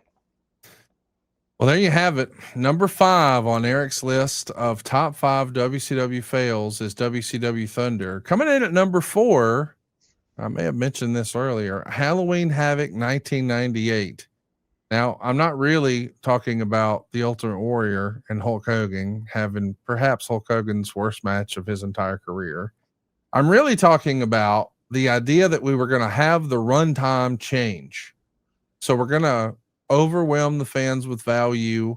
We're not necessarily going to charge them anymore, but we are going to give them a little more, and we're going to have our runtime instead of being like 2 hours and 50 some odd minutes. We're going to go closer to 3 hours and 30 minutes. So 3.5 hours allegedly is what was supposed to be blocked off, but a lot of the cable companies do not get the message. And as a result, a lot of people are upset because the main event was DDP versus Goldberg. Now, remember, this is October of 98. Goldberg just became the man back in July. So he's still riding high. WCW is on top of the world here. And now we have a problem. Tell us what happened, how it happened, and how you guys tried to fix it. Well, I mean, what happened was pretty clear. Most of the cable systems, or many of the cable systems, I can't remember how many, many of them though, far too many, the satellite time went off like at the 3-hour mark, which was standard. The show was scheduled to go longer. The reason for it, I guess Mike Weber would be a better person to break it down. From my perspective, based on what I remember, the challenge was, did Mike Weber communicate to our satellite partners? Yes, he did. Did he do everything he could with our satellite partners to make sure things were communicated? Probably. I'd assume so. But what happens, because the pay-per-view business was so ad hoc at the time. A lot of the local cable systems were owned by mom and pop. They were small little operations that were part of DirecTV or were part of whatever the pay-per-view platform was in a local community. But they operated as small little mom and pop operations in many markets, not in all markets, but in many markets. So the communication between, I'll use DirecTV as an example, to their, we'll call them franchisees, just as a way to kind of create the image of the relationship, was sloppy. And a lot of people didn't get the information. So unfortunately, a lot of consumers didn't get the product because the local cable system had booked it to go off at 3 hours instead of 3 hours and 30 minutes. That's what happened and roughly how it happened. And we had to come up with a make good. It was embarrassing. It was cumbersome. There was no good answer. There was no right way to do it. It was like, okay, what's the least wrong way to do it? That was the discussion the next day. If you go back to Goldberg's first show with the title, there were 11 matches on that show at Bash at the Beach. The following two pay-per-views, which would have been Road Wild and, of course, Fall Brawl, there were 9 matches. Here at Halloween Havoc 98, there are 12 matches. And some of those, if you knew you were using satellite time, you probably would have trimmed. Wrath and Ming, Disco Inferno and Juventud Guerrera, Alex Wright and Fit Finley, Saturn and Lodi, Kidman and Disco. That's right, not one, but 2 Disco matches on pay-per-view here. And then we had 2 tag matches that were sort of Rick Steiner, Scott Steiner involved. But then Scott Hall and Kevin Nash, Bret Hart and Sting, Warrior and Hogan, and then famously Goldberg and DDP. They had 10 minutes or 10 and a half minutes in that match, but not everybody saw it.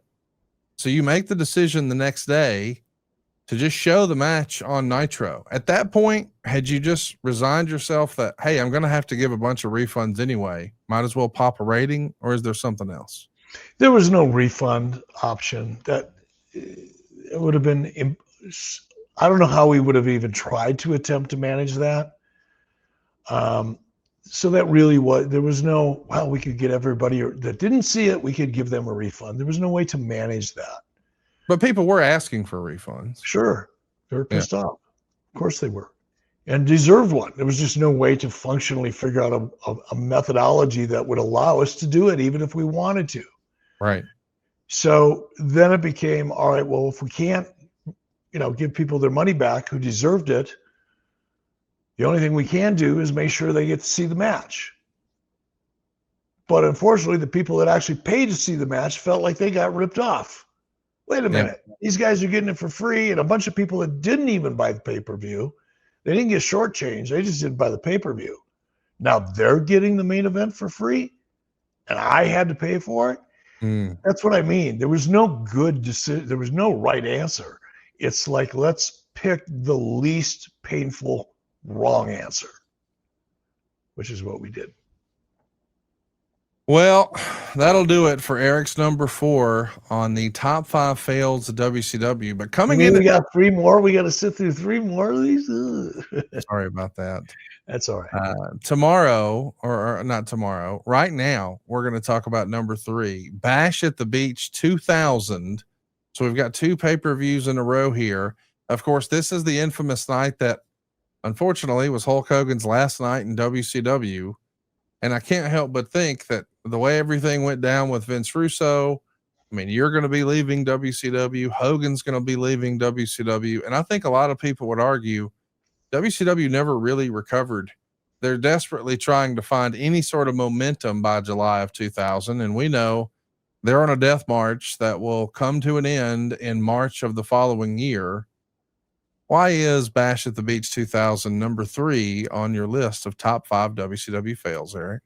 Well, for the reasons you just described, honestly, that one stupid, selfish, self-serving decision by Vince Russo to go into business for himself, to cut a promo that about Hulk Hogan that had never been approved, even though it needed to be, for Vince Russo to, despite the fact that Brad Siegel, who was the head of the network, myself and Hulk and Vince Russo were on a telephone having a conversation that was involving creative that had nothing at all to do with what Vince Russo decided to do once Hulk and I left the building, because he would have never had the balls to do it while we were there.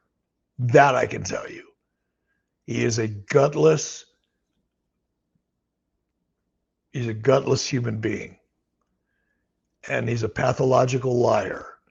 And he convinced himself that what he was doing was correct. And he went into business for himself. And it cost WCW everything. Hogan left. I left. There was no hope for it after the two of us walked out the door. Zero. There was nowhere for Vince Russo to go with that show.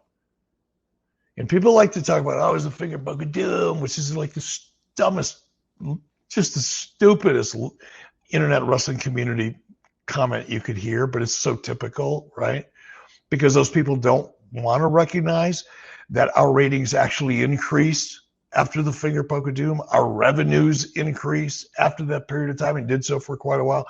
But nevertheless, because they didn't like the creative, it's like, oh, that was the beginning of the end. Look, if you losers need a beginning of the end moment to point to, this would be it. From a creative point of view, this would be it. Eric, did you ever have a chance to talk with the real life Terry Bollea about how he would have liked to have ended his WCW run? I mean, we know ultimately he never comes back to WCW. He doesn't get to finish the story. I mean, Silva just had the photo there. He's dressed like Hollywood Hogan standing over Jeff Jarrett. And we know that there was another idea in mind, but I'm sure with all the money he made and all the fun he had, and as important as his turn was to the history of WCW, and hell, for that matter, professional wrestling, I can't help but think it was a missed opportunity that we missed a proper ending to the Hulk Hogan story in WCW. Did you guys ever, after a 6-pack of beer, even freestyle something like that? No. Hulk never really talked about how he wanted to end his career anywhere, WCW or WWE. I don't think Hulk ever contemplated the end of his career. Not that he wasn't aware that someday there would be one, but I think guys like Hulk, Rick, Flair, I would imagine even Undertaker from time to time at this point just kind of got that, oh, maybe just, I don't want to have a match at WrestleMania, but maybe I could just, because you miss it. It's a part of your life. It's a part of who you are. It's a part of your identity, I think, when you get to the point of an Undertaker or Ric Flair or Steve Austin, Hulk Hogan, John Cena, Rock. You can go on in the case of Rock. He's out making movies. He's being recognized for some incredible acting in his newest movie. Cena's about to turn the page in the next chapter of his professional career as an actor. I mean, he's been doing it for a while now, but I think you're going to see him getting more and more interesting parts, more things that challenge him and are more rewarding for him. So he's going to continue to grow, but there's always going to be that piece, which is probably why we're seeing him in a farewell tour. He's not doing it because he needs the money. He's doing it because he has a love for it, a connection to it. And I think when people get to that John Cena level, that Hulk Hogan level, that Undertaker level, yeah, the time's coming, but number one, you don't want to think about it. And when you get there, you start to deny it anyway. So no, we never talked about it. Well, that'll do it for number 3. But what's number 2 on Eric's list of biggest WCW fails? Mike Tyson. And I can't help but wonder when I see that on the list, Eric, is this just the one that got away? I mean, you've told us the story before that, when you saw and Kevin Sullivan, when he saw Mike Tyson on WWE programming, a lot of people felt like, oh, this is real competition. Of course, we really see him in January of 98. Austin wins the title in late March of 98. The first time Raw wins and ends this 83-week streak is in April of 98. And you had done so well with these celebrity athlete integrations, whether it was Kevin Green or it was Reggie White or it was Dennis Rodman or Karl Malone. Is Mike Tyson the one that got away? Is that why it makes your list of top 5 WCW fails? No, there was never an attempt to get Mike Tyson. I mean, that's a internet wrestling community dirt sheet rumor that's been around forever. I never had one conversation, not a syllable of conversation with Mike Tyson or anyone that represented Mike Tyson. So it certainly was not a one that got away scenario, but, and that's why when you brought it up, it's like fail. I mean, it's not a fail, but it was a serious pivot point. And I've talked about it before. Zane Bresloff. I was down in Orlando. I was finishing up some flight training so that I could get my pilot's license. And I was down. I got a call from Zane. I got to a payphone, returned the call, and he said, "Man, you're not going to believe what WWF's doing now." And at that point, I was like, "Yeah, whatever. I could care less." At that point, because we were just hammering them. There was no competition. And he said, "They're bringing in Mike Tyson." Whoa, that matters. But here's what's interesting. I was talking to Jonathan Coachman right before we did this podcast. And he asked me, what's the one thing you're most proud of? One thing that stands out. The 2 decisions I made prior to launching Nitro was, once I do launch Nitro, I'm going to be live every week. Mm-hmm. WWF is live one show, tape one show, live tape. That was nothing new. I'm going to be live every week. And these are the 2 decisions that actually changed the wrestling business, not some bullshit internet wrestling community hyperbole where guys are giving each other participation trophies and how significant they are to the history of the business and all that bullshit.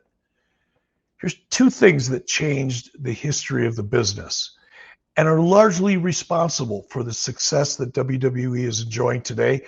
And it started right here with me.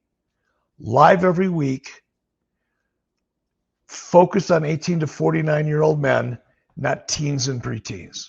Those are the 2 conscious decisions that I articulated to my whole team that were the reason that Nitro succeeded. And they were the same reason that why in November of 1997, just about 6 weeks before you saw Mike Tyson, Vince McMahon went on the air and promised his audience he was going to change. Guess what he changed? He changed to the 2 things that I was kicking his ass with. Live every week and targeting 18 to 49-year-old men. Which is why WWE is the success story in the media juggernaut it is today. Because had Vince stuck with teens and preteens, do you think WWE would have gone public? No.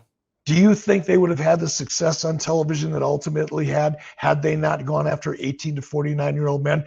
Because I forced them to.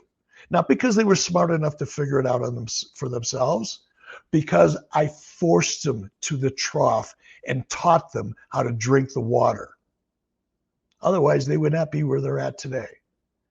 And Mike Tyson, in January of 98, as you pointed out, was the tip of the spear. It was the first time they really made a commitment to go after males 18 to 49 and to do it on a live format every week. You're all welcome very much. Thank you. Vince, go ahead. I dare you. Send a check because you should. Well, it's too late for Mike Tyson, but it might not be too late for you. With the legal buddy, you see, life happens fast. 1 minute you're driving home after work, and the next, well, you see those flashing lights in your rear view. Your heart skips, your hands tighten on the wheel, and you start asking yourself, what do I do now? And that's when you need someone on your side. And with the Legal Buddy app, you can connect with a local attorney in seconds, not hours, not days, but right when you need help. Whether it's a DWI, a car accident, a criminal charge, or even just a traffic ticket, the Legal Buddy app puts real legal support right in your pocket, right when you need it. Imagine having an attorney on call, ready to guide you through some of life's most stressful moments. And guys, this isn't a call center. This isn't a waiting game. It's direct access to a lawyer who understands your situation and your community, and who can step in right away. Think about this. When trouble knocks, do you want to face it alone, or would you rather have the confidence of knowing a professional is already on your side? That's the peace of mind that Legal Buddy gives you. Here's how easy it is. Just download the Legal Buddy app at legalbuddyapp.com. Register today and use our referral code LEGAL for your chance to win a $250 Amazon gift card. Life is unpredictable. Accidents happen, tickets happen, mistakes happen. But when they do, you don't have to go through it alone. The Legal Buddy app, always on your side. Download the app today and enter the referral code LEGAL. You know what, Conrad? If there's a way to invest in that company, we should look at it. Because I made the mistake I think it was on Instagram, wherever it was. I made this mistake of looking at people who get pulled over and their reactions when they start getting questioned. There is like a boatload of stupid people out there that should have this app, because you do not do yourself any favors when you're sitting in the driver's seat of your car and you're being questioned by a cop and you're a TikTok lawyer. You just make it worse. If you had this app, you get pulled over before the officer even approaches your car. As soon as you get pulled over, I'd be pulling that thing up. And I'd have my legal buddy on the phone. So when the officer says, "Sir, can I have a copy of your driver's license and your registration?" I would say, "Yes, sir. And here's my attorney." Talk to him. Save yourself a lot of hassle. And you won't look stupid on TikTok when you're done. Go check it out, the Legal Buddy app. All right, it's time, Eric. We're finally here. Number one on your list of WCW fails. We've listed a lot of business, but this one's knee-deep and creative. The Shockmaster. Eric, I got to hear. How does this become the biggest WCW fail? You know, I don't know if it could be considered the biggest, because that encompasses a lot. But it was the most embarrassing and avoidable, which is why it's so embarrassing. How did it come about? It was Dusty Rhodes' idea. It was not an Eric Bischoff idea. I will fall on a sword for my bad ideas, and God knows there's so many of them. But this one wasn't mine. And it's what happens when, you know, Dusty was a very creative guy, very, very creative. And the idea, okay, I mean, there's nothing you can say about that bucket of glitter that he had on his head. That was just, yeah. There was no scenario where that was a good idea. That was just astonishingly bad. However, if he hadn't have fallen through the wall, we wouldn't be talking about his helmet, at least not as much. But when you're on TV, that had to be live, right, Ben? And he falls through the wall, making his entrance and appearance for the very first time after this big buildup. And this whole set thing that we were doing at the time, Dusty really believed in it. He wanted to upgrade the production value of the show and wanted something a little more interesting. His thinking was correct. The execution, however, was horrible. That set should have been designed better. There should have been more of a rehearsal. Somebody should have had the balls to say, "Dusty, what's with that helmet, that Star Wars glitter thing? That's got to go. Put something else on his head if you got to cover." And Fred's, I mean, he's a big guy, but he's a good-looking guy. There was no reason to. It's not like he was an ugly human being. Some people need a hood and a mask. Some people should not go out of the house without them. But that wasn't Fred. There was some other reason behind it. I don't know what it was. Whatever it wasn't a good thought. It wasn't a good idea. But yeah, that one was not the biggest fail, but the most embarrassing fail. perhaps, is why it's number one. What was the ratio of laughter to anger when this happens? Because there had to be some pissed off and embarrassed people. And sometimes when people get embarrassed, they get mad. But other people, it was very, what I remember, it was very quiet. Because look, here's the truth. It was funny as fuck. yes. I mean, it was funny. Like, you had to force yourself not to laugh. And because you were forcing yourself not to laugh, everything got real quiet initially. And then it was like, oh no, Dusty. Now, Dusty wasn't a yeller and a screamer. He didn't throw shit. He didn't intimidate people. That wasn't Dusty's thing. But nobody wanted to be around Dusty when Dusty was pissed off. He got quiet. Dangerous people get quiet. People that make a lot of noise when they piss off are generally harmless. They're trying to make you think they're pissed off. They want you to be sure that you know that they're unhappy. The really scary ones don't say much. And that was Dusty. He didn't say much. And nobody wanted to laugh. So everybody did the next best thing and just shut the hell up. And so it was it was eerily quiet for quite a while. If Silva can show that picture of him falling through the wall, all I could think was it may have been quiet in the studio, but Eric, this is what was in your mind. That was all. I just felt horrible for Dusty because I knew how this was going to land. I knew what was going to follow, and I felt so bad for Dusty and Fred. I didn't know Fred really well, but I felt bad for him too. SaveWithConrad.com. My name's Daryl. Came from Massachusetts and I moved to Wisconsin. And there's a lot of people that might be asking, why go with Conrad? Why go with Supreme Lending? And let me tell you something, brother. I think about the credentials, the tag team partner that I'd be working with.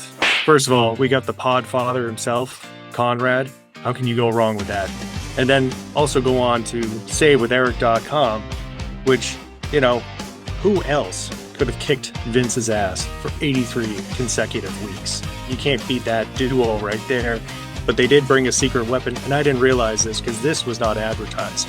I worked closely with Larry the Axe Thompson. And let me tell you, with all the stress with moving across the country with a large family that I have, it was reassuring to know that I had the enforcer at my back, handling questions from the other side of sellers, the other side with trying to find the right prices. He took care of all that. All I had to do was keep my eye on the prize and make it there to Wisconsin. They were absolutely fantastic. They checked in on me, especially Francis, very patient with me. I don't go through this process all the time, so I trusted the experts. I was able to call them. They called me if they had questions, and it felt like it was a personal arrangement. There was even a point in which, from the seller side, they wanted something else that wasn't part of the norm. Francis straight up told me, hey, we're loyal to you. We'll do whatever you want to do, and we'll make sure that you guys are taken care of. They came through. I made it to the dream. I'm the champion of my own destiny here. They were able to help pave the way for me and my family. I couldn't be more happy with the results. I went from having less than an acre to now 20 acres worth of land. They made that dream a reality. I'm Daryl, and I'm living in Friendship, Wisconsin, in my dream home, thanks to SaveWithConrad.com. NMLS number 212, equal housing lender. SaveWithConrad.com. All right, Eric, that'll do it for us this week on 83 Weeks. Man, we talked about the good, the bad, the ugly of professional wrestling. I love breaking down and deciding to tell the internet, hey, actually, that was not Eric's handwriting. Those aren't his notes. No shade to Mr. Yeaton. It's still a fantastic collectible. I'm glad that we found it and we had an opportunity to discuss it. We broke down what may or may not happen in Japan, how in the hell the Rick Rude thing happened, with a little bit of relevancy for what happened last week with the AAA card and a Ring of Honor card. But maybe the most fun I had was the biggest fails of the week. Next week, Eric, we're going to be talking about the top 5 reasons the NWO failed in the WWE. Now, you and I've never spoken about that before. You knew exactly what it takes to make the NWO take over wrestling and be hugely successful for WCW. But that history did not repeat itself on Vince McMahon's watch. The NWO kind of limped out of wrestling in the WWE land. So we'll talk about that next week here on the show. I can't wait for that one. I'm coming armed with that one. I will be armed to the teeth. I can't wait for that. We want to hear from you guys. Why do you think the NWO failed in the WWE? And what would be on your list of the top 5 fails in the history of WCW? We're going to highlight the YouTube comment of the week next week here on the show. And when we do that, we're going to drop you an autographed 8x10 or some sort of collectible from Eazy-E, something you can't get anywhere else. So be sure to hit that subscribe button, turn on your notifications bell, and let us know in the comments below right now, what are your top 5 reasons the NWO failed in WWE? Why do you think it failed? And what are your biggest WCW fails in history? Let us know right now at 83weeks.com, and be sure to follow us on all forms of social media. You can find Eric at Bischoff over on Twitter. On Instagram, he's at The Real Eric Bischoff. And of course, you can follow the show at 83 Weeks on Twitter, Instagram, or Facebook. And we would love to help grow your business as well. You hear some of the same sponsors week in, week out here on 83 Weeks. Why is that? Well, because it really works. We've got a super targeted audience. And if you're looking for men 25 to 54 years old, buddy, we got them in abundance. Find out how affordable it can be to leverage our audience to grow your business at advertisewitheric.com. And if you checked out some of our merch, I want to mention right now, you can find it all at 83weeksmerch.com. And don't forget, we've even got that limited edition Nitro 30 stuff available. We didn't print a bunch of these, and when they're gone, they're gone. Go snag them before it's too late right now at 83weeksmerch.com. Don't forget to hit that subscribe button, and we'll see you next week right here on 83 Weeks with Eric Bischoff.